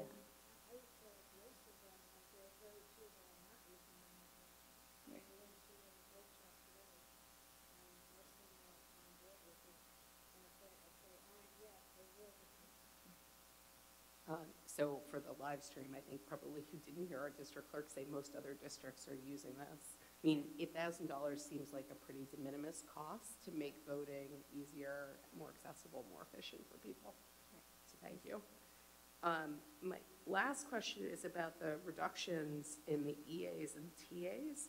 I can't remember what the exact number was that we hired during COVID, but I think we were always clear that that was temporary. It was because we had very different logistics moving children around, changes to the way pickups and drop-offs were done, and so we needed more bodies to make it all safe. So it makes sense to me that we would be letting some attrition reduce our numbers of EAs and TAs over time. But I'm specifically interested in the ones that are the product of projecting a decrease in our CSE needs. And I'm wondering how we project a decrease in our CSE needs. I mean, I know we're probably not fully through the CSE meeting process. Is that reduction purely because of our different ways of attempting to place children? Or are we actually projecting decreases in needs for children who will be sitting in the same spot? So we start the projections in November, and we work with the psychologists, the chair people at Weber and Schreiber, beginning in November to get an idea of student placement, changes in placement, potential out of district, return to districts, graduates, incoming Ks, all of that. And part of those projections includes the aides. So one of the things in particular we did at the elementary school this year was increase the support we give for behavior consultants, and that's been a help. So some of our students don't require that same level of service, but our projection process starts back in November. So thank you, that helps. My concern is, obviously, this is an area where we want the need to drive the staffing and the funding, and not our projection to drive the staffing, you know, because then we're bound to the funding. So I guess it's a lot of moving pieces here. Do you update along the way as you figure out that you need more staffing? And then is the ultimate possibility that the projection is a little bit off and that we do need to provide for more, and we have to retain some of these EAs and TAs? So part of the projections is determining student need, right? It's not how many staff member we're going to have and who to assign those to. It is what do our students need moving forward. And yes, we do update that regularly. Dale, Derek, and I are in constant contact with the psychologist. The most updated projections I got from them in particular about the aides was just from last week. So yes, it's a moving target to some extent, but it is constantly checked, reviewed, revised. We go through as CSEs are happening to check off what things are happening in terms of even our outside OTs and PTs, stuff like that. So. Thank you, and I didn't mean to imply you were being driven by anything other than student need. It just seems that if you are driven by student need, it's very hard to, this is not like budgeting for other things, right? We're legally obligated to meet the needs of these students, and so this is something that could change just simply because it has to. Yes. I'm good. Thank you again. As always, very thorough. I just hopefully have a few questions. Most of mine have been asked. Going back to the e-books for the budget vote, do we have any savings in that we can reduce any of the staff that we utilize then by going to this move? Yes, that is correct. Excellent, even a bonus there. Okay. And then I was just for fun reading the BOCES budget, and because you know I love a good budget. So I see here in BOCES, and I don't know what this means. This is why I'm bringing this up. It says that based on the number of students enrolled in their CTA programs, districts receive a discount if they exceed their prior enrollment. So this year, it doesn't look like we're exceeding our prior enrollment, but if we did by 2 students, we would potentially receive a discount. I'm assuming you're crunched the numbers, or why don't you explain what I'm reading? Is that possible?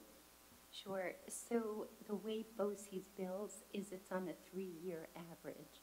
So if you had 2 additional students, it wouldn't really affect you for the current year. So how we keep adding the 10 students, that hasn't caught up to us yet because the last few years you've had less. So as it gets closer, then it's going to affect us. But we put the money in there so that when it does actually hit us and the average increases, we'll have it. Do you have a projection as to like how long it will take us to get to that point? I guess it's like 3 years. It'll 3 start more to, yeah. After 3 years total of doing the program, So- or 3 more years from the current year, yeah. Okay, super, thanks. That really clarified that for me. And then, in addition to that, I just want to make sure I understand, I thought I had heard at one of our prior sessions that we had $600,000 left in CRISA funds. But now you're saying we've used all the CRISA, and it's really that we have funds in ARP. Yes, that's correct. See, Okay. it's a little confusing. It's actually switching. The CRISA is falling off, and the ARPA funds are going to cover it. I had it backwards at one. No problem, I appreciate that. That's, I just, again, making sure in my own mind. And then I just wanted to also bring up the fact that at the Budget and Facilities meeting, we discussed our use of facilities as a possible reexamination of what we charge. We heard that it had greater wear and tear. People are utilizing our facilities, especially our fields. We have an increase in utilities because people are utilizing the lights when they use our fields, and we're not charging for that. In light of trying to, again, increase our revenue to decrease that $600,000 or 550 now because we found 50, or right? Is this something then that we'd like to explore in the upcoming month or weeks? Yes, and that's a good point. Mr. Graham and I were just speaking about that about 2 days ago, and that is an area we'll try to analyze what the savings could be. Well, not savings, but the revenue generated.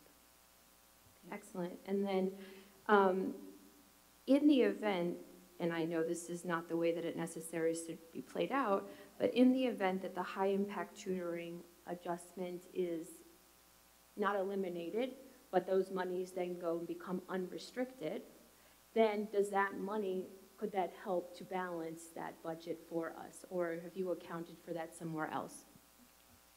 So I'm assuming that the high impact is not going to go through, because what I'm hearing up at Albany, and I think you have too, that it's not going to, the Assembly and the Senate are trying to get that out. So hopefully it'll be negotiated out and we'll have it. That sounds great.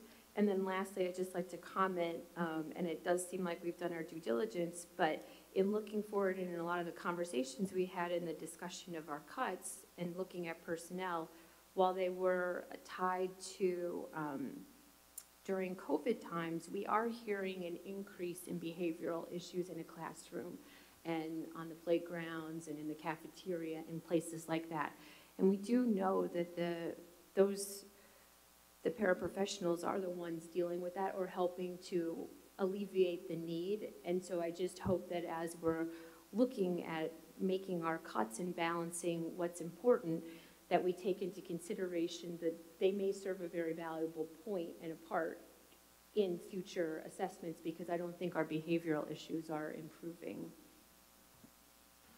No, you bring up a really good point. And I think many of the principals would echo your sentiment regarding that. And I think, you know, as Dr. Allen pointed out, the behavior specialists do just that. They're working, you know, on boots on the ground with the teachers and with the kids. So listen, at some point, this is where we are at the moment. We're going to continue to refine what we have. And again, I think putting all of this in perspective, and I'm really glad you pointed that out.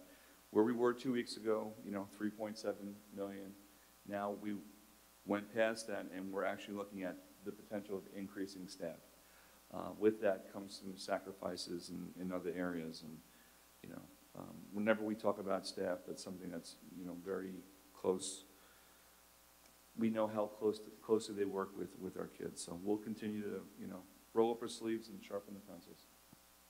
Thank you. And just, Dr. Shields, can you comment on what's the actual number that we have for enrollment on the incoming kindergarten? You gave the projections, but do you have an actual number? I do not at this stage have an actual number, but I can get that to you. That'd be great. Yep, I can Thank you. request that from the Central Registration Office. Thank you. Sure. Can you clarify for me, well, first of all, thank you. Can you clarify the high-impact tutoring? I don't think I understood when you were discussing it with Julie. That, did you account for those monies or did you not? So just to review the high impact, we have foundation aid that we received an increase. So when the governor put her executive budget out, she took a portion, any school that was getting a certain increase, she took a portion of it and said, you have to take this much money and devote it to high-impact tutoring for students who have, may fall beneath the New York State level. So, what's that? Yeah, in grades 3 through 8. So what they were basically doing is giving us fully funding the foundation aid, but then putting strings on it. So that was her proposal. But there's other, the Assembly and the Senate have come out with their budget, and they're rejecting that set aside. So I have not earmarked any of the foundation aid to go towards high impact. I've put it in the total budget because our district currently does significant things to reduce learning loss. So a lot of schools also disagree that they do not feel there should be strings attached to it as well. Thank you. And for my benefit and for the community, will you explain what you mean when you say that your budget assumes that $2 million will be going back to the taxpayers? So school districts are permitted to have a 4% fund balance. So with any budget, you'll have unspent funds or you may receive additional revenue. So at the end of the year, we have to look at that, and it's a surplus. So the district can do a number of different things. We have reserves. Last year, we set up a capital reserve. We have reserves for workers' comp. We have EBALA reserves. So we could take any surplus and put it into those reserves, or we could give some of it back to the taxpayers to reduce the taxes. So we're actually, our fund balance projections show that we should be able to give $2 million back to reduce taxes. So if we weren't doing this, we would have to increase taxes by $2 million. But we will still have the 4% that we're allowed to. And finally, forgive me if I just wasn't paying attention, but I'm not seeing ELL requests in this. Did you present us with what was being asked here? So for example, there's always been these descriptions. I was kind of talking about their high. Okay. So there's not specific requests aside from what we're currently doing? That's right. Okay. Mrs. Zarate, we should see some requests that you might have. Thank you.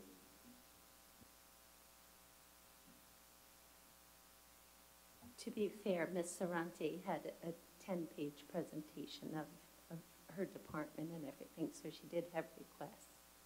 They're just not delineated by me. Right. Okay, great. Ms. Brooks had two follow-up questions. Yeah, two questions popped into my head.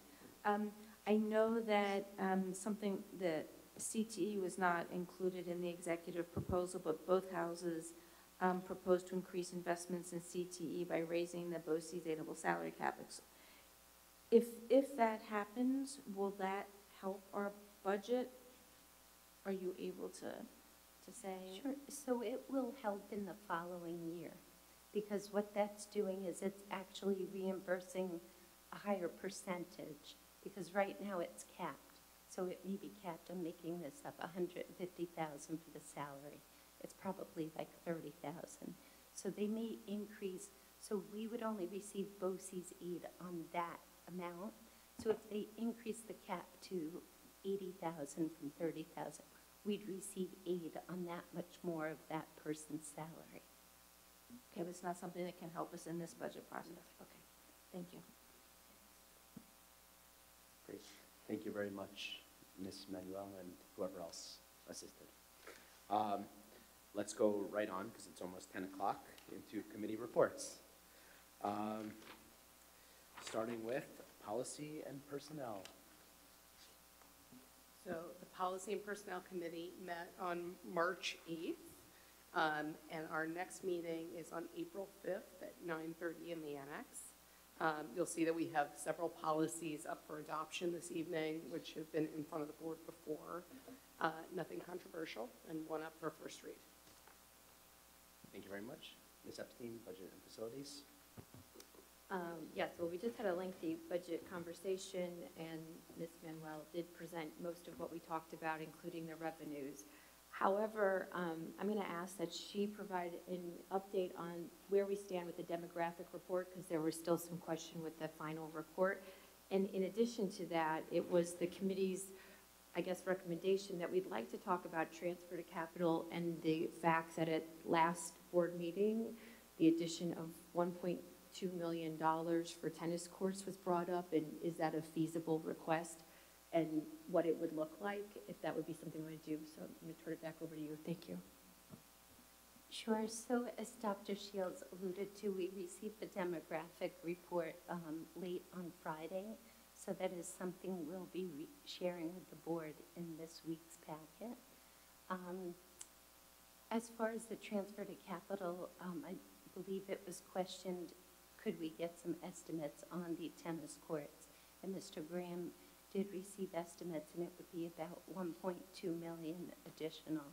So if we were to increase the transfer to capital, that would impact the budget. It would increase it $1.2 million, and the allowable tax levy would go from 2.37 to 3.17.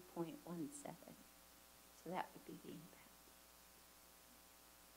And I'm assuming that based on that, I don't know where we would like, if we would like to take that discussion any further, but I leave it to the board. Dr. Block, I know this was something that you had brought up. Do you want to discuss it any further? Are we good with where we are?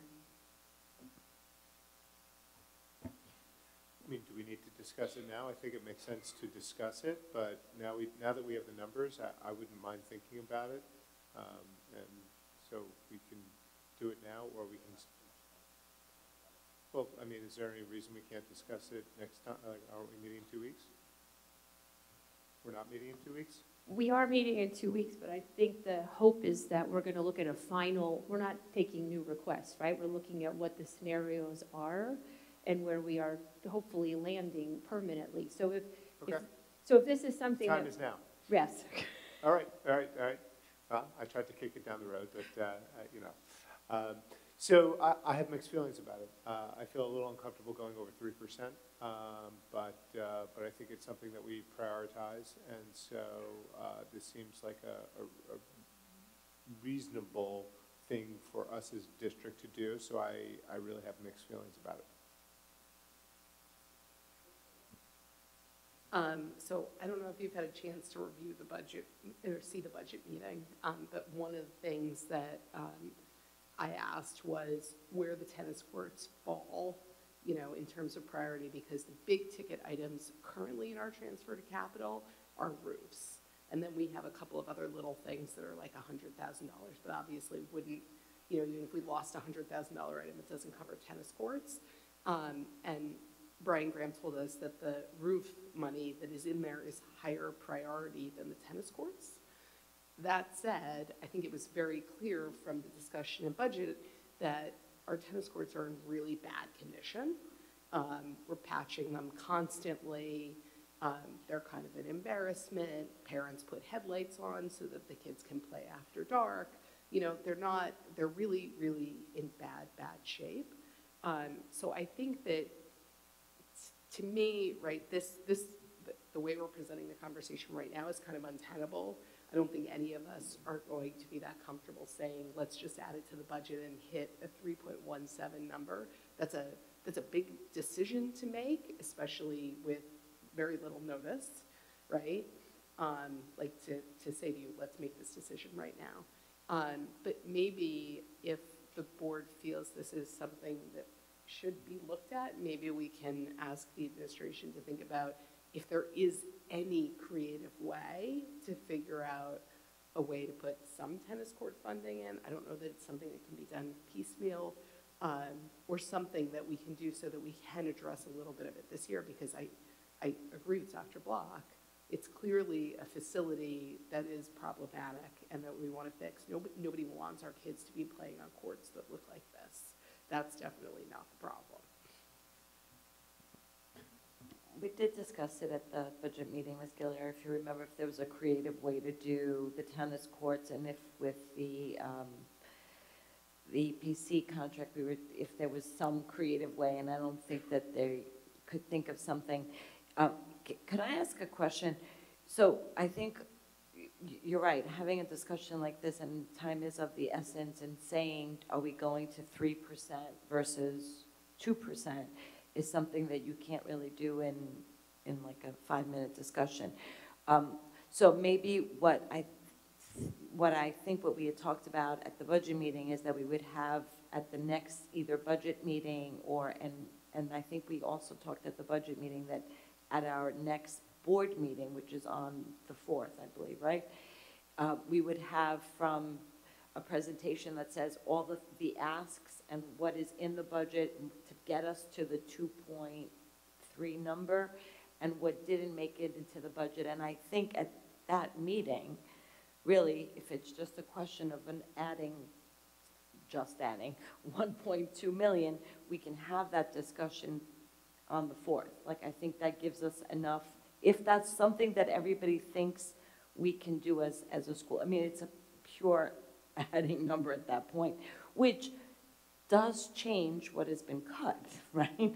Because now we've gone from a 2.3 levy to a 3.1 levy, which gives us more flexibility, correct? Or no? No, it doesn't change what's been cut. It just adds the to the tennis taxpayer. courts. Yeah, because the 1.2 is excluded from the tax. So you could add $10 million and you'll still be under the tax cap. It's just, will the voters support that? Is what And I agree with your recollection, Ms. Bates, but I thought where we left it with Mr. Graham was still kind of, or is there anything else out there? Are there other sources of funding? Is there a way to look for a sponsorship for this? Are there any grants for this, right? And I'm hoping if one of those pathways is a possibility, that might be a way, and I think the Budget Committee discussed this, that might be a way to get to what we want, which is nice, playable tennis courts, but without burdening the taxpayers. Yes, I'm sorry. I thought you were talking about creative ways to get it into the budget. Yes, correct. We absolutely, No, yes, I meant yes. creative funding things We that talked we're about creative not funding. quite there yet on. Correct, but in all fairness, we're just bringing this to the board to see if this is something that the board wants anyone to look at, really at this point, just out of fairness, right? The Budget Committee really asked, as Ms. Bays and Ms. Gilliard so eloquently presented, other creative ways that would fall outside of the budget, right? And may not be resolved by April, but would potentially bring funding for the following year for the tennis courts. I'm just, I guess, asking, does the Board of Education want us to actively look or consider utilizing the general fund or our taxpayer money to try and do something for the tennis courts? Ms. Melkonian. While I wasn't at the at the budget meeting, I did view it after the fact. And I remember, Dr. Hines, correct me if I'm wrong, that you said that you wanted to entertain some problem solving in this area and wanted to get back to us. Is that still the case? Has that changed? No, I've been trying to stay quiet on this because I'm really torn. I really, and I'm glad Mr. Schrottweiser's not here. I've seen it firsthand. I'm not going to belabor this. The courts are in disrepair. There's no doubt about it. Can we get by with one more year? I think we can. Ultimately, we want to make sure the students are safe, right? Our students, anybody else's students. My concern, and I think you probably read Newsday already, on average, I think most school districts are well below 3% on average, both in Nassau and Suffolk County. You have the East End, which are outliers for the most part, that are probably, going above the tax cap. My concern is if we tip toward 3% or tip over it, even though we're still under the cap, I think it sends a poor message to the community. However, and then priority-wise, I know Ms. Gilliard brought this up, you know, roofs are a priority, and I think if there's a way to creatively try to problem solve this outside the general fund, we can continue to look at that. I wouldn't get your hopes up too high at this moment. We can contact the USTA, we can look at other, you know, organizations that might be able to offset some of it, but we're talking about, I think it's conservative 1.2 million if you're gonna do it the right way. So I think this is something, if the board's okay with it, to really look toward the following year to do something about it. And in the meantime, if we can find some funding source, we could sock that away and maybe offset some of those potential increases for next year. And as a tennis player, it's hard for me to say this, but I just want to be realistic. I think we have to be holistic and we have to be very, you know, diligent in what we're presenting to the public. I have a second question.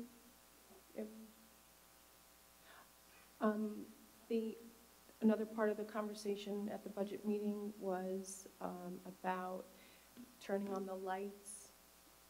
And so the question for me is, the conversation was, do we expand the courts so we can finish sooner? Or do we light the courts with what we currently have? Does this 1.2 do both? Does it expand and light? It just lights and repairs. I think it has, the lights were included in it, right? Kathy, I thought they were, right? Yes, the lights. But it doesn't expand it down to that, it replaces it, but it doesn't take it down to that next level. The expansion would give us more courts, but that was well beyond what they were discussing. And I think Mr. Graham had explained in the meeting too that our athletic department felt that the expansion would not be as useful just because physically where we would have to put the additional courts would be in a different location, and it would be a supervision issue. It would make it harder to run competitions and practices and things like that. And so I think their preference was fix what we have and light it. Okay, I was just trying to understand what the 1.2 was. Okay, thank you. So the tennis, I asked about the tennis courts a couple presentations ago because it's been an issue in this district since I came on this board the first time. And I can't remember what the plan was, where it fell on the plan, but I think we're beyond the place where we were supposed to be when the tennis courts were going to be repaired. I could be wrong. We're either like right at it or we're beyond it. I remember there was a cafeteria line and there were other things that were in front of it, and of course the roofs. So like the playgrounds and the track, the public gets to use our tennis courts free of charge, which of course adds benefit to the public, but also creates wear and tear, additional wear and tear on the courts. I'm not suggesting that we charge the public. I'm just saying that it's not strictly for our, it really should be strictly for our students in terms of their ability to excel on the tennis courts, with the added bonus for the public, but because of the public wear and tear, it's harming our students. And so I don't know where we draw the line on this, but I really like to see these courts, and I don't play on them, so it's not, for me, it's just, we have student athletes and coaches who have been complaining about these courts for years, in addition to the public complaining about the courts. So I would like to see a real strong commitment. If we're not doing it this year, really make it happen the following year. I don't know how we make that happen as a board, but kicking the can down the road anymore does a disservice, not only to our community, but most important to our students for whom tennis is, their life. Did I see your hand go up, Dr. Block? I'm just going to plant a flag here and say, let's do the courts this year. That's where my position is going to be. Well, you got to make choices here. That's what our position is, and we've tried to split the baby. It does not sound like we can. And so, that's what my position is, and I hope you guys will support that, and we end up with new tennis courts. Has anyone looked at phasing the tennis courts? Is there a way to split it over 2-3 years? There's no way to do it?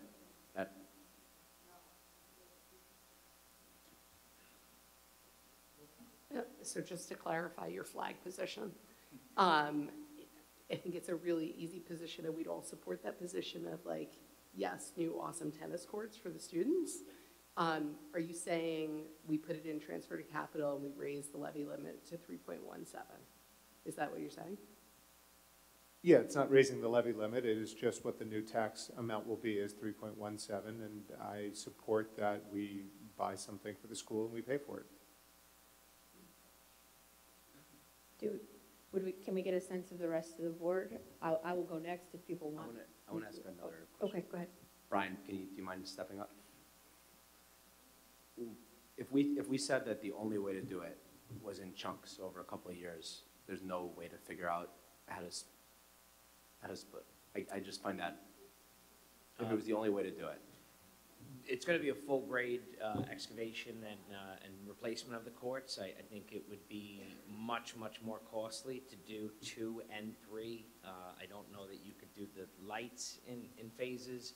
I definitely could bring it back to our architect and ask him for budget numbers on doing it in phases, but I think it would be prohibitively expensive to do it in 2 phases as opposed to 1. I think it's worth looking at, because even if it's a little bit more money, if we could do it over 2 to 3 projects, half of the courts, the fence, the lights, however you split it up, it might be. I don't think it would be a little bit more money. I think it would probably be close to twice as much money. I think you're going to pay for that same project twice because you're going to have to do all that mobilization, all that excavation. We'll definitely price it out, and I can get you probably budget numbers pretty quick. Is the budget number you have like a firm number someone would start the project, or is it just? That's a budgetary number from the architect, but that's, pretty accurate. We're pretty confident in that. Tennis courts are a pretty regular project, so we're able to, really dial that in. It would be tight to pass that in this year's budget and then also get it on the schedule for this summer. Probably a lot of tennis courts are already, in motion, but something we can explore. I guess in that same regard, we still have to send plans to SED. SED still have to approve these plans, is that correct or no? It depends. If we were to send it to SED, there's potential we could fund it a little bit differently, but we'd have to tie it with typically something in the building. You'd have to, compile it as a project. I'm just even thinking from piecemealing. If you're piecemealing, even though I don't think that's going to happen, I'm just confirming. We don't have to send it. You could send it, is what you're saying. You don't have to send it. You could send it. It would impact the project, but if it was considered maintenance, we could probably get away with not sending it to SED. Okay, I understand. Okay. One more question on the piecemeal question. What's the breakdown of lights versus repair of courts? I think it's about $300,000 for lights, in that range. Okay, so simply repairing the courts is still a very substantial number, even if we hand out flashlights to the parents for the rest of the If you're going to do lights or courts, is there one that logically goes first or second from a construction Courts, standpoint? we're concerned about tripping hazards and safety and the condition of the courts. We can be much more responsive to repairs. We did, some pretty extensive repairs. There's some different types of repairs that you can do instead of just a crack fill, do an armor flex or, a better repair, and we can definitely be more responsive and quicker in that, try to get us another year. But I would say the courts would be the priority, lighting, and again, thankfully, Mr. Schrottweiser's not here because he speaks much more passionately about this than I do. From a construction. I wish he was here. From a construction standpoint, though, you can do one on its own and then come in and do the lights, or vice versa. It's not like it's not like there's conduit under the courts or something. No, the only one that would be difficult to do would be resurfacing the courts, splitting it half. Again, it is one, area. I think it would be difficult to mobilize, take down that fencing, excavate, repave, and then do that same thing on the other 3 courts. I'm sorry, with the lighting, couldn't we do the solar lighting? Like we did discuss that at the budget meeting, having the renewed looking at the, right, so there is potential for lighting. So I guess building on what has been asked here, Ms. Manuel, if it were $900,000, what would that number become as far as a levy increase? Do you have that off the top of your head, or? 900,000. No, I mean, I know the 900 percentage. Got it. Would it be at 3 or would it be below 3 is my question. Thank you. I'm just trying to see if we can get it below 3. I mean, the lights take off like a quarter of the cost, right? And there's about a 0.8 difference between the current levy limit and what we would have if we added the tennis court. So it would be just below 3. Yeah. Math. Below 3 is very good, but below 3 is much better than Above 3 above, right? I mean, I think it's like 2.97, if my math is right. We've been there, that was good math. We've been Did there you before. really, is it really 2.9? I'm very impressed, Ms. Keller. And I'm an attorney, we I usually was just can't gonna do math. say, you can't do math usually. Okay. Deborah? Yeah, I just did a little search. So 2 years ago, April 2021, just so I was just trying to remember, we had it scheduled, now I understand COVID came, I get that. For 22-23, we were going to replace asphalt and provide new athletic surfacing and nets for 5 existing tennis courts for just shy of $700,000. So that didn't include lighting. So I'm just reading it into the record, just so everybody has perspective. Ms. Manuel just said, Ms. Gilliard's right, 2.97 is where we'd be if we did, yes, you can pat yourself. That's where we would be if we did the courts only sans lights. I would support that. $900,000. I would support that. I would. We also still have the $600,000 we have to cut down too. but 550, I'm just- 550. Oh, sorry, 550, yes, exactly. So I guess then what we would like is what I'm hearing, we know Dr. Block, we hear Ms. Bays. Does anyone else, for right now, look, it's all still requests. All of these are still proposals, so I guess it doesn't This hurt. one's not really, because it's going above the budget. If we say yes, it really doesn't have bearing, right? Say that again? This isn't a request. If we say yes now, they're going to put it in the budget. It's part of transfer, right? Yes, but it Yeah. still increases your budget by 900,000. Right, but what I'm saying is it's not part of the gap calculation, and it's not like this is straight You're going, right. this is straight up on the taxpayers. if we do Correct, this. you're exactly right, sorry, Yeah. yes. I was just pointing out some other factors. And at the last minute. Yeah, so I guess, if I'm hearing correctly from the board, at this point, we would like to include $900,000 into our transfer to capital for the surface-only aspect of the tennis courts, and at least look at that as part of the equation as we move forward. Again, I'm stressing, this is all draft, it's all request, things can still be cut and changed, but I thought that was a creative brainstorming initiative everyone went through. So am I getting a thumbs up from the majority at least? I have 2, 3, 4, 5. Sure. I'm in agreement. I don't think we can responsibly go above 3%. I think that's a magic number that becomes very, very problematic. And no matter what we think about the importance of this, I don't think we can jeopardize the budget overall for it. So I definitely am not in favor of going above 3. This is creative, but I would word it as I'm in favor of giving the administration a hot second to look at it and see if it makes sense to do this, because I also heard Mr. Graham say we may not even be able to get it done this summer. So it may be that budgeting for it now doesn't actually mean that much if we can't actually get it done in this next budget year. So I support the attempt and the looking at whether or not this makes sense to include, but I think that we should let the administration come back to us at the next session or at the next budget meeting and talk about what they think we should do and how we should proceed. I agree wholeheartedly, yes. And I think this should be one of the topics that we will discuss, tennis courts, and hopefully our numbers are right and we can see if we can get it into the plan, et cetera, for the next budget and facilities meeting. So thank you guys for that. And I think, our next meeting. Mike's going to, yeah, go ahead. All right, I'm going to elevate you, Dr. Graham. So that includes the fencing, that includes, like, not the windscreens, but I just want to make sure it encapsulates everything, right? Minus the lights. Except for lights, yes, sir. Okay, great, thanks. Okay, thanks. And the budget meeting, the next budget meeting will be April 3rd. We then have a board meeting on April 4th. And hopefully, but it doesn't look like we will have final numbers, but hopefully we will have final numbers that we'll be dealing with too. Thank you. Thank you. That was good. Ms. Melconian. We have not had a curriculum meeting since our last meeting. We have our next meeting on Tuesday, not Friday, Tuesday, April 4th, and we will be discussing graduation rates. Ms. Epstein, back to you. Our meeting is still at the end of April for the audit committee, and that's it. Deb? Okay, so I have a few items under public content to address with the board. But first, I just wanted to share that, was it yesterday? It seems like a week ago.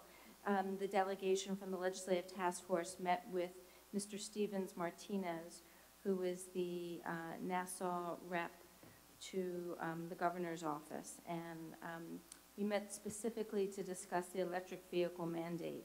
And I would just very briefly say that Mr. Martinez read our letter that the board sent. We were all very pleased to hear that it actually landed on somebody's desk and it was read. And he shared with us that many of our concerns and our collective concerns that are shared by other school districts and the New York State School Board Association, et cetera, are being addressed in Albany. A guidebook and a roadmap is being planned to be released sometime in May or June. They are doing a study with LIPA and PSEG for capacity and grid impact. They're considering changing the dates of the mandate. So to me, those were the three main takeaways. We obviously voiced our concerns. We asked about a pilot program or a regional rollout. We asked, can we get the counties to partner and the utilities to partner and so forth and so on. But the feedback we got from him is that this is on the governor's radar. They are looking into the feasibility not only of the infrastructure and the utilities, but also the feasibility of the program and the timeline. So I just wanted to share that publicly. We also raised the issue of the universal school meals, which was not on the governor's proposed budget, but is in the proposed budget for both houses with wide bipartisan support, north, south, east, and west, all over the state. And Mr. Martinez said that his team is working on trying to figure out how to fund universal school meals. So it is now on the governor's radar, which leads me into a couple of my requests. So my first request actually is about the charter. So for many meetings and many months now, we've been working collectively on revising the charter. The board has in front of it basically the most cleaned up version that I could present while leaving in the meat of the revisions that I thought had the most procedural changes, and that was basically in the selecting of the various task force members. I'm requesting that the board now approve the amendments. I guess we could call this the first reading, so that I could really go in and clean up and remove all the comments and all the redlining, and we get a nice fresh charter. So everybody's had that for a number of weeks. I've solicited comments from the board at every iteration, comments from the task force, and so now I'm asking for approval on this final version. I approve. I approve. Do we need a vote? Anybody not approve? Okay, great. Next. So in the last legislative task force meeting, which was March 9th, we went back to the task force as a delegation from the board to get more information regarding the universal school meals legislation. And the major question was, how will this be funded? Where's the money coming from? And so the money will come, if it's approved, it's now in the budget proposals from both houses. The money will come out of the whatever budget, if it remains in the budget, in the actual, if it's approved in the actual budget, it will come from within that budget. And the feeling from, at least from Assemblywoman Saliti's office, is that there's been a promise to fully fund foundation aid, and that foundation aid will not be cut in order to fund universal school meals, so that the money that was promised to come to the schools will still come to the schools, and the universal school meals will be funded from some other beans inside that pot. So, and I don't know if anybody here has any further questions about that, because we were concerned that, well, where's the money going to come from? No? Okay. So in that vein, so the Legislative Task Force again unanimously recommends that the universal school meals legislation be a priority of this board, and also asks that the board send a letter to the governor indicating said support. So I went ahead and I drafted for the board's consideration a letter to the governor outlining the salient points of why the district thinks that this initiative is important, and why the governor should adopt this and agree to put the money in the budget.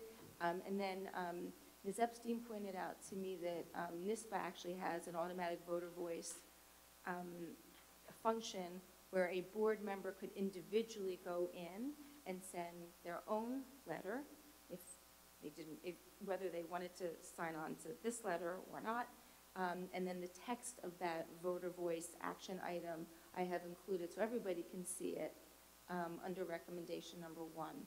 So first the question is, will the board now agree that the universal school meals legislation should be a priority? So why don't we do that first? Because if a majority of the board does not agree that it should be a priority, then we don't even have to talk about the letter.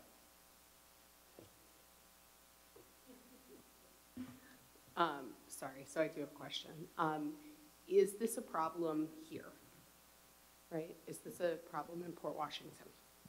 So I think that Ms. Manuel can speak better to that, but what I can tell you is that there, from what I have heard, both during COVID and since, that there are families that qualify for free and reduced lunch that because of stigma or fear of the government or maybe other issues are not applying for free and reduced lunch, and that if we had a universal, so this initiative is not to feed the kids who can afford lunch, but to feed the kids who can't.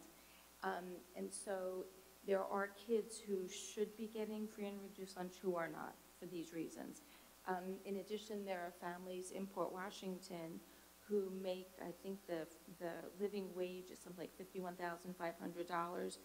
That's if you have a family of 4, and they're in Nassau County. And there are families that don't qualify for free and reduced lunch because they make too much money, but they also don't earn a living wage. And so even though they're not earning a living wage, they are not getting free and reduced lunch. So they're in a kind of a no man's land.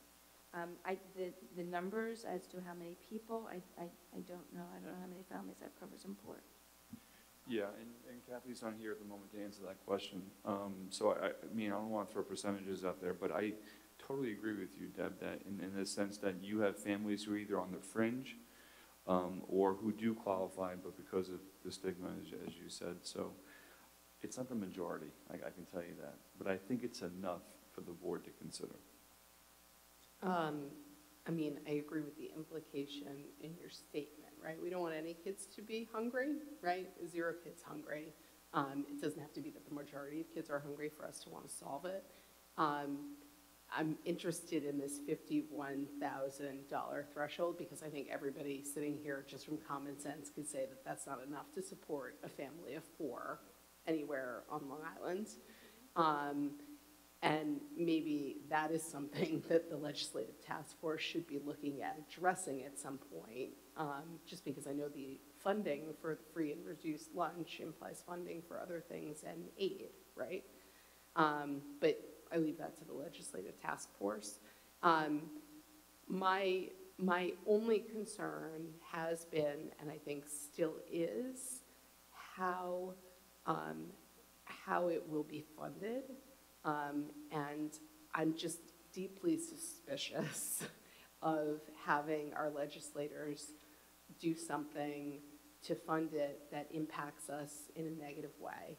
I know that our Assemblywoman is not worried about that, and that makes me feel a little bit better about it, but we have seen things like, you know, like this high impact tutoring set aside You know, if that were going through, that would have a huge impact on us, where they would basically be like clawing back a chunk of the aid that we thought we were getting to force us to do something new that we here don't think we actually need. So I guess I'm open to hearing what the rest of the board has to say, but I'm wondering what the timing is like on this. Are we able to wait and watch and see if there's a little more certainty about how it's going to be dealt with before we send the letter? Well,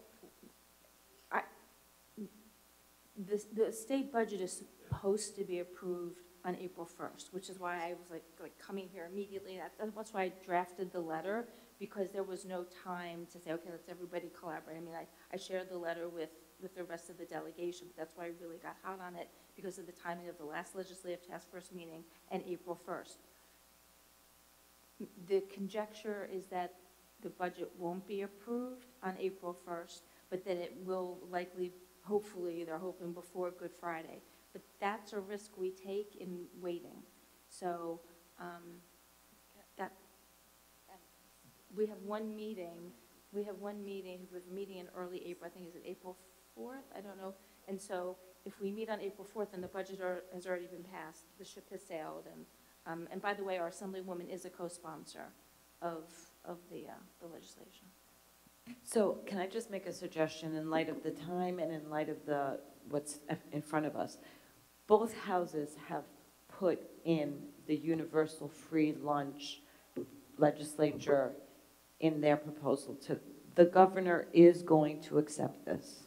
That's what we were told by her representative, that the governor has seen, and it looks like it's going to go in.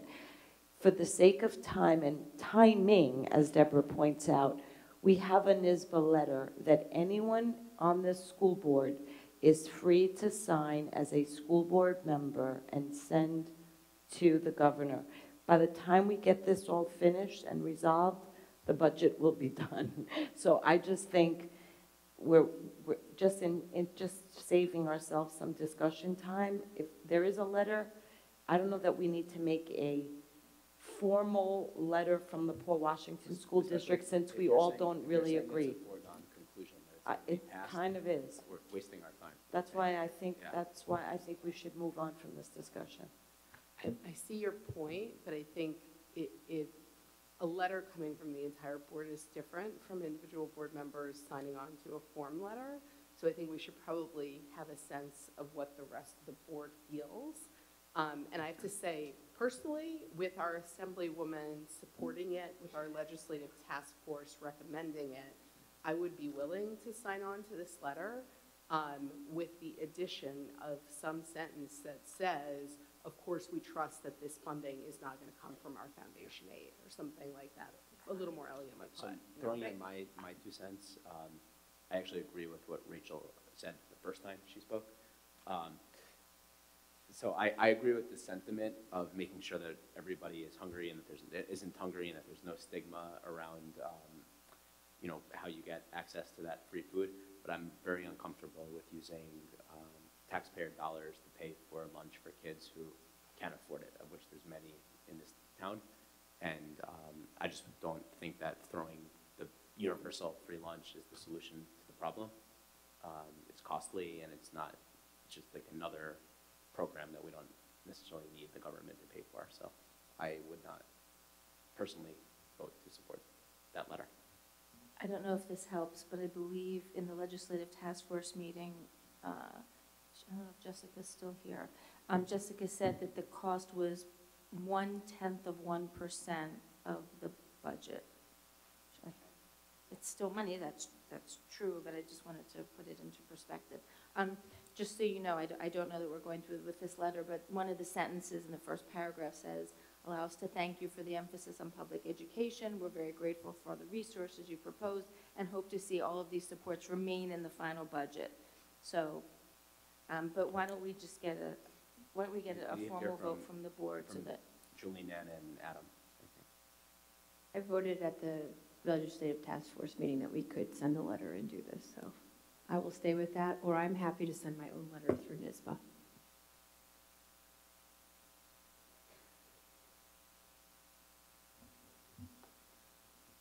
Do we have any sense of where this money is coming from? From where it will be pulled within the other budget, I have no sense, and I asked Assemblywoman Silly's office, and they don't know, and even yesterday with Mr. Martinez, he said he didn't know. He said, we're working on trying to find, you know, what we'll give in the budget, but he couldn't even offer. And he's the representative from the governor's office.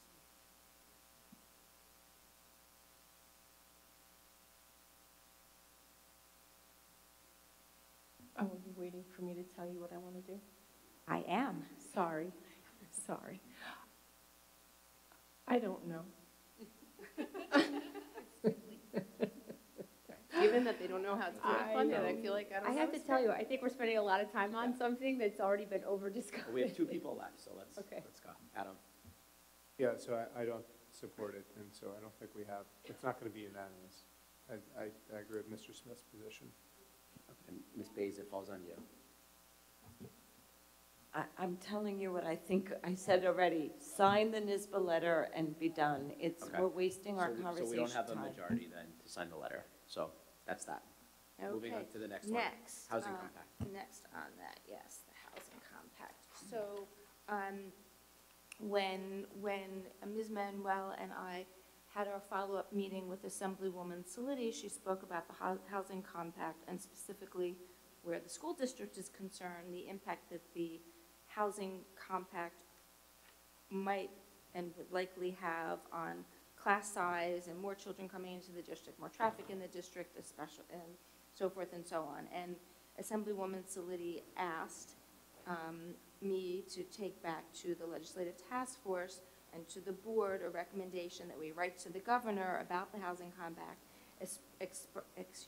expressing our concerns about what the mandate will do to our schools and our infrastructure, our class sizes, and so forth. I thought I had presented, I know I shared this with the legislative task force. I thought I had, I know I said that the Assemblywoman had asked for a letter. I thought I had asked for the task force to weigh in, but in reviewing the video, I had not. And I kind of just went forward without getting input from the task force. So I don't have a recommendation from the task force, but given that the housing compact is likely going to stay in the budget, is what Mr. Martinez told us. But it will be changed, yes, because both houses have pushed back against the housing compact. But he did say it would be in there, but just in some different kind of form. We don't know what the impact would be on the school district, but I'm asking the board, do we want to be proactive and share with the governor what our concerns are in terms of adding population density to, I mean, Manor Haven is the most dense village in Nassau County. I'm sorry? We don't know if it will affect Manor Haven, but do we want to be proactive and say, here are our concerns? I vote yes. Or, I vote no, and I'd like to speak about this, okay? Let's vote. Again. We're allowed to all have our opinions. Right, and we can so vote. I'm going to vote no, and I'm going to explain why I'm voting no about getting involved in the housing impact. As a school board, we have been asked in the past to get involved in land-type discussion issues. We as a school board have always said we are in the business of education. We are not in the business of real estate. With regard to the housing impact, we do not know. We were told directly by Mr. Martinez yesterday that both the House and the Senate at the legislation level have pushed back on it greatly, and that they do have a proposal in their unified presentation that basically gives towns the option of opting in. Basically, that's how they're changing the housing impact. Our town of North Hempstead has taken a stand on it. Our mayors have all taken a stand on it. That's where it belongs. It does not belong with the Board of Education because we do not know. What I have no problem saying to the state is do not give me any more unfunded mandates. Do not. That's my position because they give us mandates. It is not my position as a school board member to discuss the politics of the housing impact. That's for the mayors and for the town level representatives. So if this board wants to write a letter, I am voting no. Okay, Dr. Block? I gotta tell you, I don't really have an opinion. I don't know enough about it. So I provided a draft in board docs, right? And the headlines and the bullet points were, how will our existing schools handle an increased student population? Our concern about that. How can our school budget handle an increased student population? It will likely be an unfunded mandate, but even if they gave us money, you know, do we have a concern about crowding? So how will our community accommodate increased traffic? So it's all in board docs. The purpose of this was to try to, unlike the electric vehicle mandate where we're now coming behind it and trying to tell them how to clean up some of the mess they created, being in front of it. I don't have a horse in this race. I'm just proposing it to the board and letting the board decide. Rachel? I'm in favor of sending a letter. We're in the business of education, but I don't think it makes sense to put blinders on and pretend that things don't impact the education that are not the education. And if we have if the New York State Housing Compact goes through and suddenly the density in our town has to, by law, explode, where are those children going to go? Even if they were to fund that problem, which I think they will not, we simply don't have the space for it. And I don't think any one of us wants our kids sitting in a classroom with 35 students because we don't have more classrooms to put them in. So I think this is an education issue, and I think your letter is great, and I'm in favor of sending it immediately and weighing in very heavily on this because it will have a huge impact on the education here. Ms. Epstein? I agree wholeheartedly with what Ms. Bays presented, and if the school district or school board wants to send a letter, I think that the only comment in the letter should be addressing the unfunded mandates, or how are you going to help fund the additional enrollment of students and wear and tear on our buildings. I don't know that we should get into the conjecture of anything else, especially when there's so much up in the air about what the details of this housing compact really involve. And we should just stick to what we know the business of, which is educating. And Ms. Melconia? I'm in support of a letter that addresses the impact on our schools. I believe the letter had more involved in it than the school impact. I think we should stay in that lane. I agree with that. We could tighten that up to be Ms. Brooks. So if you want to send the letter, there's a majority. If not, we'll have to not send it. Okay, well, tighten it up and just give me direction, or maybe we can. Just to keep it only on the focus as it relates to schools and not about, you know, traffic, for example. I didn't. Okay. Yeah. I've seen so many of these letters going around. I don't remember what was in yours exactly. Okay. I mean, there's traffic in here, but if it needs to be tightened up, the traffic does have an impact on the children and on their hazards going to and from school. So maybe there's like a little bit of editing, but I guess maybe those of us who are in the majority, I would be in favor with giving Mrs. Brooks leeway to go ahead and edit a little bit.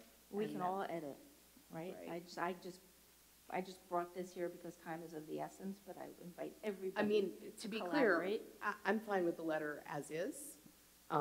Congested streets have an impact on our school children. Having to educate more students has an impact on our school children. Or having to educate more students with our existing budget has an impact on our school children. And that's the three main topics in your letter, and I'm 100% fine with it as is. Okay. So just give it one last look and make sure it's very tight for, you know, keeping it to the issues relating to the schools. Okay. All right, and then the final issue is just informational, so the public can know. The fourth and final meeting of the Legislative Task Force date has been changed. The last meeting will now be Tuesday, May 30th, at 9:30 in the morning, and will be in person at the CAM Annex. Okay, thank you, Ms. Brooks. Emergency preparedness hasn't met. The next meeting is still May 8th. Okay, moving on to item 12. Can we get a motion for the approval of March 7th, 2023 BOE minutes, March 8th, 2023 policy and personnel minutes, and February 13th, 23 budget facilities minutes? Ms. Brooks, a second. Ms. Epstein, or Ms. Bays, all in favor? 7. Okay. Moving along, consent agenda. No one had anything to pull today, correct? Okay, so we get a motion for approval of 13.1.1 through 13.6.1. Ms. Brooks, a second. Ms. Bays, all in favor? That's 7-0. Great. So the consent agenda is approved.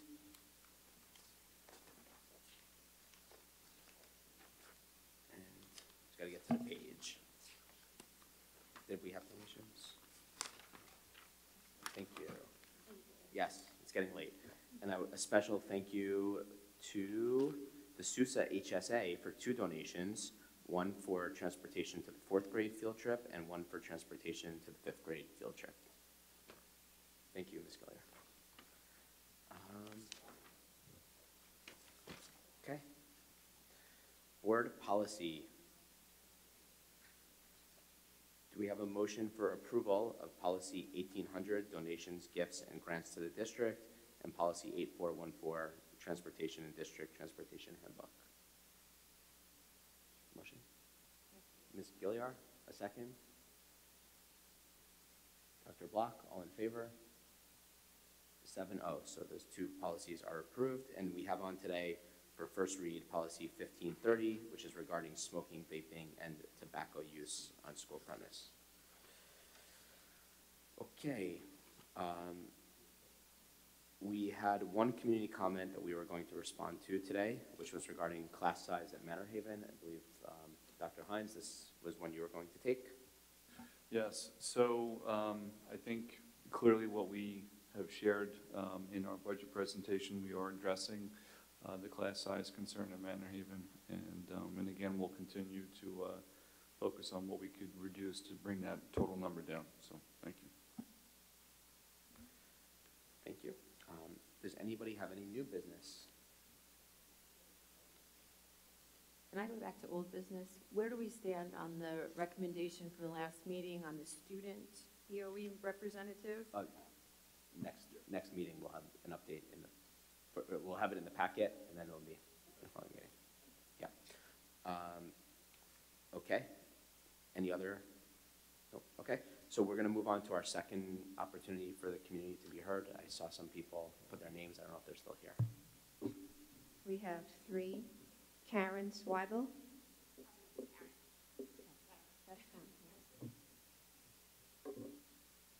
Hi, everyone. Jessica Linden, the co-PTA president for Manor Haven. We just wanted to say on behalf of all the PTA, all the parents of Manor Haven, thank you for addressing our concerns and hearing us. As we all agree, class size is very important, and we really appreciate you hearing us, so thank you.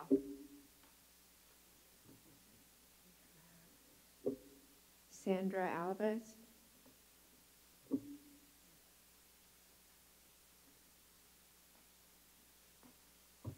Good evening. I don't have to talk that close.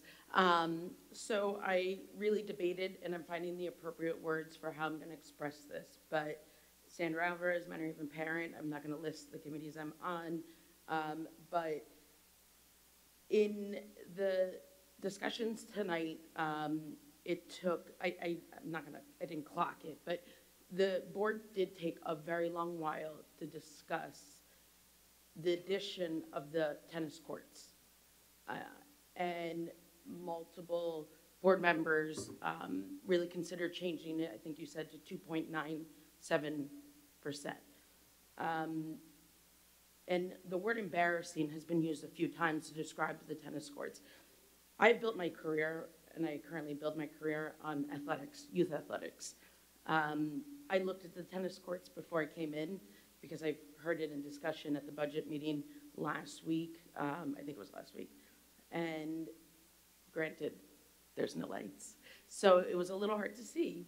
But on a first glance, I would have never used the word embarrassing. Again, I'm a sports person. I deal with multiple surfaces. And for me, the word embarrassing was used this meeting last week.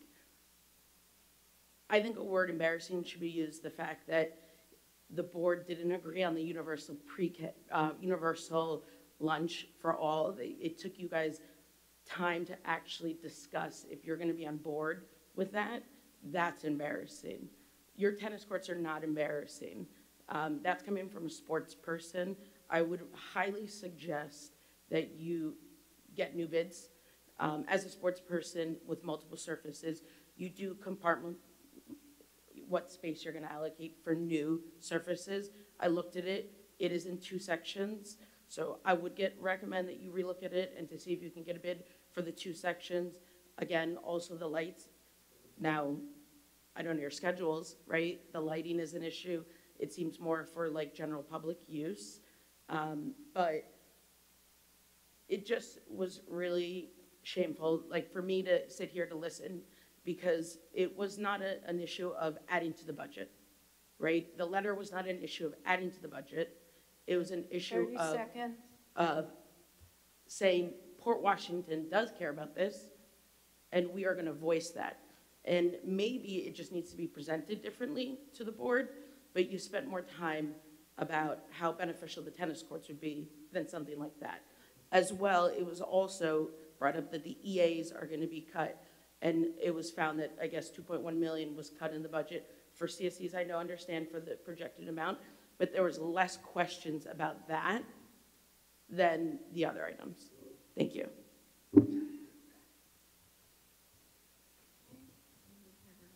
Regina McLean.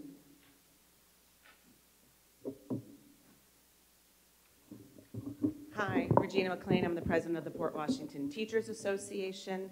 I represent over 500 caring and dedicated professionals. We are teachers, but we're also nurses, psychologists, guidance counselors, and social workers. I wanted to thank you for including in your budget proposal the science teacher at Schreiber High School. We've been asking for that for many years. We've lost track of how long ago it was that that position was attritioned, but we believe it was over 10 years ago. That was a loss, and I'm going to talk more about the class size and how that is affected. Also, the Manor Haven position, we should not be having 23 students in a kindergarten classroom, so thank you. And the ENL teacher as well, so thank you for listening. Regarding the class size, I just want to remind the board that your policy not only states a maximum, but it also states a range. And it talks about an optimum class size. And you don't have to go to the maximum. You can use the optimum. It seems like in the last 10 or so years, the board has been, I think it was 2013, the last time that policy was changed, the board just continues to look at the maximum. So I just wanted to remind you all of that. I'm thankful of that. We do support the free lunch, so just wanted to let you know that. But concerned about this cut of the 20 EAs and TAs, and it seemed like it was kind of slipped in. It wasn't really up on the slide, and it was only answered because one of the board members asked Dr. Hines the question. And even though it's through attrition, it's not really about the staff who are potentially lost. The people who are the paraprofessionals provide a safe and nurturing environment for our students. They help us to do that, I should say. They support us in doing that. Not to mention the academic supports that they provide our kids. So I'm having a really hard time understanding how we could reduce that many paraprofessionals in our schools. I'm very concerned about how our schools are going to function with a reduction like that. And I think it would be helpful to hear a more detailed explanation and how it will affect our schools. I just have concerns about how this will impact our students, the social emotional support that the paras provide. I just am very concerned about that. And when it affects our students, it ultimately affects our teachers as well. And, you know, Ms. Epstein, you mentioned about the behaviors that we are seeing. We are not only seeing increased behavior issues, we're seeing behaviors we have never seen before in our schools. So it's really, I'm having a really hard time understanding how it is that we believe this is the time, after all we've been through with the pandemic and we're trying to catch the kids up, how this is the time that we'd be cutting 20 paraprofessionals. Thank you. There are no more community comments.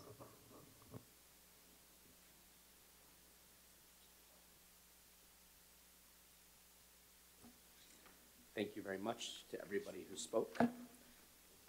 We are not going to be recessing back to executive session, so if we could get a motion to adjourn, Dr. Block? Oh, I'm sorry, our next, oh, that comes after the adjournment. I'll say that, yeah. Dr. Block, the second. Ms. Brooks, all in favor? Great, thank you. Our next meeting date will be on April 4th, followed by April 21st. I think it's April 18th.